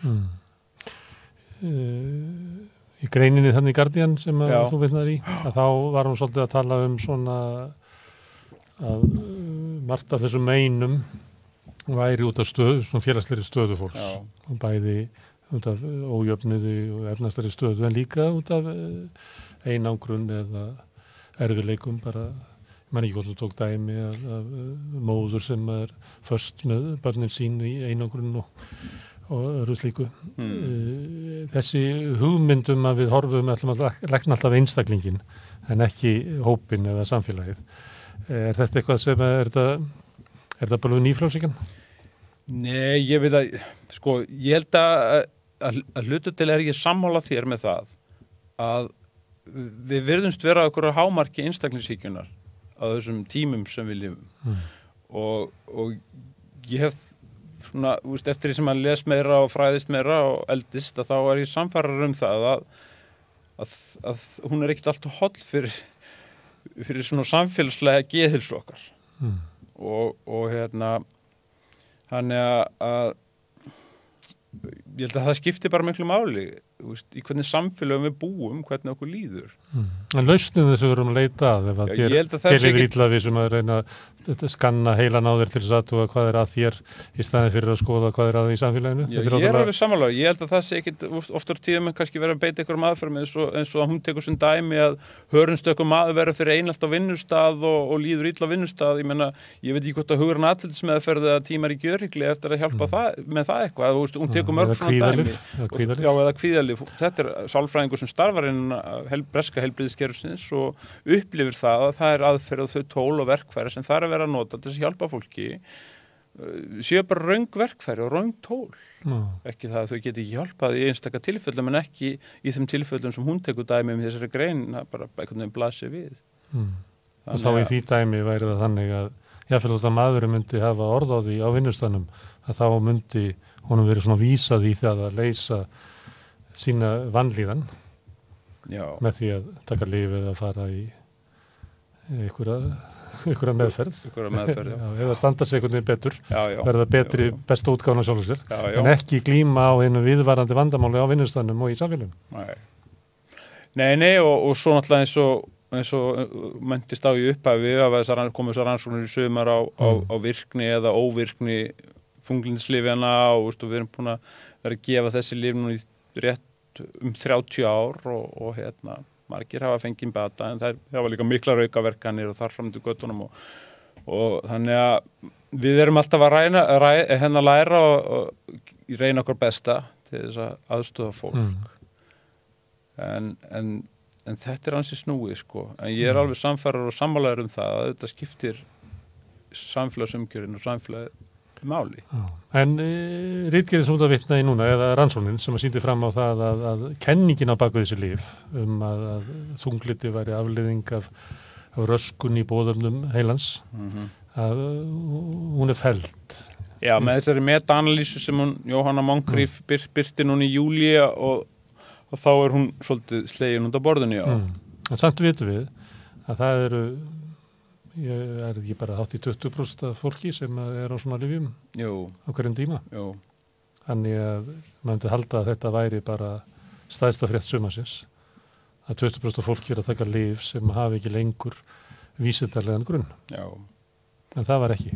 Nei, en það er fátt í þessum geðlæknisfræðum sem að mínum viti hefur konkrétt vísindarlegan grunn af því að við erum alltaf að vinna með huglegt mata og huglegu ástandi. Þetta eru 2 variabúl sem er algjörlega flöktandi. Það er engar eins og ég margóft sagt, blóðprúfur að þvagprúfur að röntgenmyndir en það er ekki hægt með hlutlægum hætti að sína fram á það. Þannig að við höfum stöðugt verið að reyna, eins og ég segi, að gera okkar besta. Og fyrstu lyfin sem við tökum að einhverju viti eru núrleptiklyf eða taugahamlandi lyf. Það fyrsta lyf sem kemur 1954, Þórasín, Haldol, Peridol í kjölfar og þessi taugahamlandi lyf sem við gefum mikið og svo kom að þunglyndisinn upp á 90. En ég samfærði það að næsta bylgja verður þessi hugvíkandi efnisbylgja og þau efni eru bara allt annars eðlis og þar ertu komið svona byggja annari hugmynd. Já, ekki bara annari hugmynd, það hafa bara þannig áhrif, þau eru spiritual efni, þau hafa áhrif á, þau geta aukið empathy eða samkennd og þannig að þetta er bara allt annar handlegg. Virka eiginlega á svona tilvistarlegan máta. Já, á einhverju leyti. Skilning þínu á þér sem persónu. Jú, og brjóta upp eins og maður segir kannski distorted belief systems eða bjöguð gildakerfi eða hugmyndakerfi eða tengslamynd, þau opna fyrir svo, virðist vera svo nýja tengingar og tengsli í heilanum. Svo mikla trú á að þetta muni hafa mikil áhrif. Ég er alveg sannfærður það eftir, ég er búin að fylgjast með þessu núna í 5 ár og verið í tengslum við aðilega erlendis og 2 fyrirtæki og ég er bara alveg sannfærður það að það er ekki spurningum hvort heldur bara hvenær og hvernig þau munu koma inn í heilbrigðiskerfinu og ég sé það núna allir með þess að European College of Neuroscientists eru með fundi í Austurríki núna 16. til 18. október. Það eru 2 læknar á Landspítalanum, geðlæknar þar núna og og ég sé þá heyri frá þeim að þetta eru svona þessi skólar sem eru næst valda kjarnanum í þessum medical heimi, að þeir eru farnir að snúast, og ef þeir eru farnir að snúast þá veit maður að þetta bara á leiðinni, sko. Það bara spurningum með hvað hætti þetta verður innleitt inn í heilbrigðiskerfinu, því að þetta allt öðruvísi nálgun, þetta ekki lyfseðill, þú fær ekki heim í lyf, þannig að það verður spennandi að sjá hvernig þetta riður sér til rúms í heilbrigðisfræðunum, og mér sýnist þriðja fasa rannsóknir, þeim munu vera lokið sennilega árslokk 25, þannig að mögulega 26-7 förum við að sjá breytingar. Og það eru dæmi að fólk nái bata kannski eftir 3 til 6. Já, en mörg þessar efna eins og þurfi ekki á lyfjum að halda og verði ekki fasta gunnar lyfjafyrirtækinu eftir. Já, það er dæmi það, en þessi efni eru náttúrulega ólögleg meira að minna eins og í Evrópu. Það eru nokkur fylki í Kanada og Bandaríkjunum þar sem eru leyfð, og þar eru komin upp klíník eins og ketaminklíník og klíník með psilocybin og MDMA og fleira, en ketamin nú notað á Íslandi með undantekningatilfellum hér upp á Landspítala, en sko allstar í Evrópu notkun psilocybins ólöglega, en það komist framhjóði eins og í Hollandi, því að það eru jarðtruflurleiðar eða jarðsveppir, þannig að það eru bæði svona hópklíník og einstaklingsmeðferð í boði, en þetta allt frekar dýrt en þá. Þannig að ég eftir að sjá hvernig almannatryggingakerfi og sjúkratryggingar eftir að koma á móts. Sveppirnir eru hérna bara út á ferðaríjónum og Miklubraut. Jú, en hættan við það að hér eru kannski ykkur 15-20 aðeila mögulega að framkoma svona meðferðir í dag, en ef það verður eitthvað bakslag þá eru bara allir sjopparum að mínu viti kannski bara að loka. Þannig að það rýður á að mínu mati að fagfólk fara að stíga inn í þetta felt. Hópurinn bak við geðhjálp, þeir sem eru með geðrænar áskoranir, að það fólk sem hefur verið að leita að lækningu eða einhverju meðferð og ýmsar, ekki alltaf góð reynsla af því. Hópurinn hlýtur að vera fullur væntinga og vonar að þarna sé loksins komin lausnin. Jú, margir, og það að snúast, sko, vegna þess að fyrst, ég man að við tölum þetta fyrst 2019 á stjórnarfundum, við heldum ráðstefnu, liggur svarið í náttúrunni sem nú á YouTube, og heldum hana í COVID 2020, en hún þurfti að fara 3 sinnum fyrir stjórn geðhjálpar til þess að við samþyktum að halda ráðstefnu þessi efni, af því að þau hafa litað svo mikið afstöðu Nixon-stjórnarinnar og því sem gerist í Bandaríkjunum frá 55 til 70-71. Þetta í 3. skipti sem medical heimilun að reyna að nýta sér þessi efni sem eiga sér náttúrulega mörg þúsundar á sögu í shamanism og indigenous og tribal notkun í Suður-Ameríku og Norður-Afríku og víðar. Þannig að við skulum vona að það takist í þetta sinn. En ég bara að velta fyrir mér með hópin. Er það þannig að það sé hort á þetta sem svona lausnina? Það náttúrulega engin lausn. Að við sem að fara að lifa bara stæðsta breakthrough í meðferð við geðröskunum sem að mannkynið við séð. Ég vil meina að það sé allavega 2 mjög björt ljós framundana, því að það svo lítið gerst í 30 ár, skulum við segja. Og það annars vegar hugvíkandi efni, ekki bara psilocybin heldur MDMA og fleiri, og svo binda menn líka varðandi þunglinda ákveðna vonir við þessa TMS meðferð eða transmagnetical stimulation, þessa rafsögul meðferð sem heilsugæslan farin ástunda hér upp í Mosfellsbæ og í tilraunaverkefni, og þannig að það svona eitthvað allavega eitthvað þróun, eitthvað breytingar, eitthvað framfarir. Þannig að rættum ofskynunarlyfin við Rauðaborðið, en getur útskýrt þetta með meðferðina við þunglindið? TMS. Þetta eitthvað sem var reynt fyrst í Stanford háskóla upp á 1984-5 og hefur svona verið að magnast upp síðan, en það þetta svona hlemmur sem settur upp við höfuð á þér, og það alltaf alveg hálfu sentimetra hvað það á millin, en það rafmagn sem leitt upp í þennan hlemm, og það rafmagnað upp rafsegulsvið, þannig að það ekki beint rafmagn sem fer í höfuð á þér eins og með ECT meðferð eða raflósmeðferð, heldur rafmagnað upp rafsegulsvið og rafsegulsviðinu beint á ákveðnum punktum við höfuð eða í höfðinu, og þetta hefur gefið góða raun, og við vorum bara með kynningafund núna síðast fyrir 2 vikum síðan, þar sem Dagur Bjarnason og Jón Gauti Jónsson, hjúkrunarfræðingur og geðlæknir voru að greina frá þessu sem þeir eru búin að taka 35-6 manns í gegnum þessa þerapíu upp í heilsugæslu í í Mosfellsbæ og ég veit þess að Landspítalinn hefur að huga því að kaupa eitt svona tæki líka og þannig að það allan einhverja nýjungar að koma og þessi meðferð gefur góða raun við þunglindi. En hugvíkandi efnin að þar sé ég að rannsóknarfyrirtækin byrja á treatment resistant depression eða þráðu þunglindi, þeir eru konur í anorexíu, þeir eru eftir að taka allt greiningabatterið og ég hef hitt fólk sem hefur farið í svona ferðalag, skulum við segja, sem var ekki með neina greiningar og ekki eitt en eitt, bjó bara góðum staði í lífinu 60 og hvað og það kemur út og segist hafa átt samræður við dauðan og djöfulinn og allt heilagalleri eins og fólk gerir og segir svo við mig, já, þetta bara eins og heilin að mér hafi verið endur forritaðar og afstæðmynd í konuna minna, barnana, áfengis og alls bara öll önnur og ég bara breytt manneskja.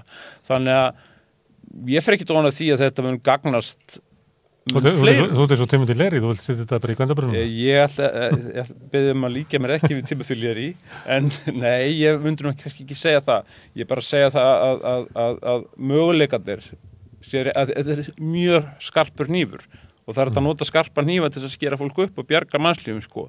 En það er líka að nota skarpa hnífa til að drepa, þetta er vandmeðfarin verkfæri, það þarf að ástunda rannsóknir og klára þær og halda vel utan þetta, en þetta eru jú óbúslega kröftu verkfæri. Sem auka innsæði fólks og innsýn og þetta og slá á kannski einstaklisíkjun og egoismu auka samkennd og ef það eigur samkennd þá fer ég að hugsa sem mann ganga niður götan og fer að hugsa hvernig barnæsku skildi þessi maður hafa átt ég verð minna upptekinn af sjálfum mér og meira upptekinn af líðan annara og það hlýtur að vera jákvætt eða hvað á okkar tímum ef það er rétt sjúkdómsgreiningi okkur að við lifum á einstaklisíkjutímum þá er þetta við göngum með ég tölfur í vasanum hlýtur það að vera ég meina er það ekki mat svona flestra sem skoða söguna skoða þessa hluti í ljósi söguna svona að einstaklisíkja sé ansi ríkjandi núna. En hvað þið í geðhjálp? Hvað ráðið þið miklu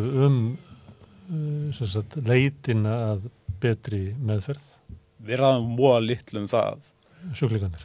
Já, þetta er náttúrulega ekki bara sjúklingar, við erum þarna með aðstandendur og allskyns fólk, við erum með lækni í stjórninni með þess að. Þeir eru hagsmuna Já, við erum hagsmunaaðilar og til okkar leita fólk sem er kvart undan kerfinu og við erum í góðu og stöðuðu samtali við spítalann og ráðuneytið og komum í tökum þátt í ótal nefndum og hópum og erum álitsgjafar mörg mál og svo beitum við náttúrulega bara samfélagsmiðlum og fjölmiðlum til þess að benda á hluti sem er betur fara og þannig að við erum vakjandi og sofandi fyrir því og núna er það einna helst þetta. En völd ykkar er ekki mikil, þið er ekki svona ráðandi í því hvert þetta fer? Við trúum ekki mikil á völd, við viljum bara fá smá áhrif á þá sem fara með þjónustu umboði hérna í samfélaginu.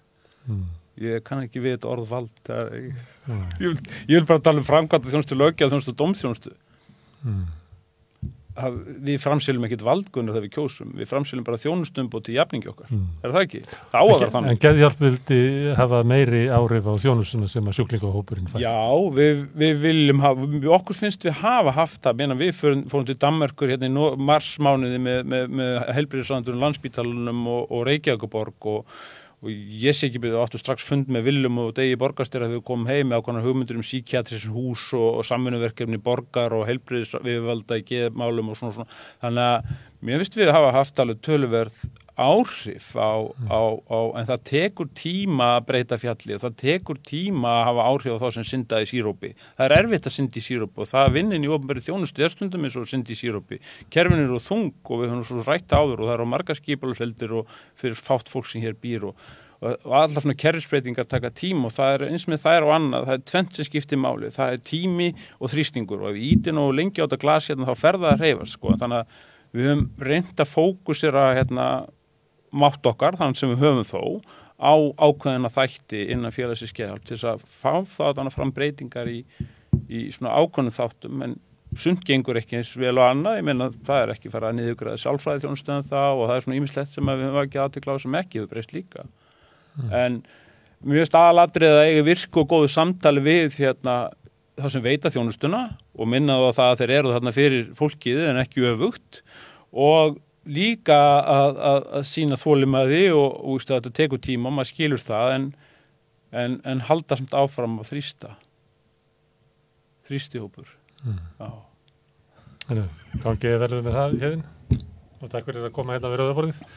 Við segjum þessu þá lokið í kvöld og Rauðaborðið verður aftur á morgun klukkan 8.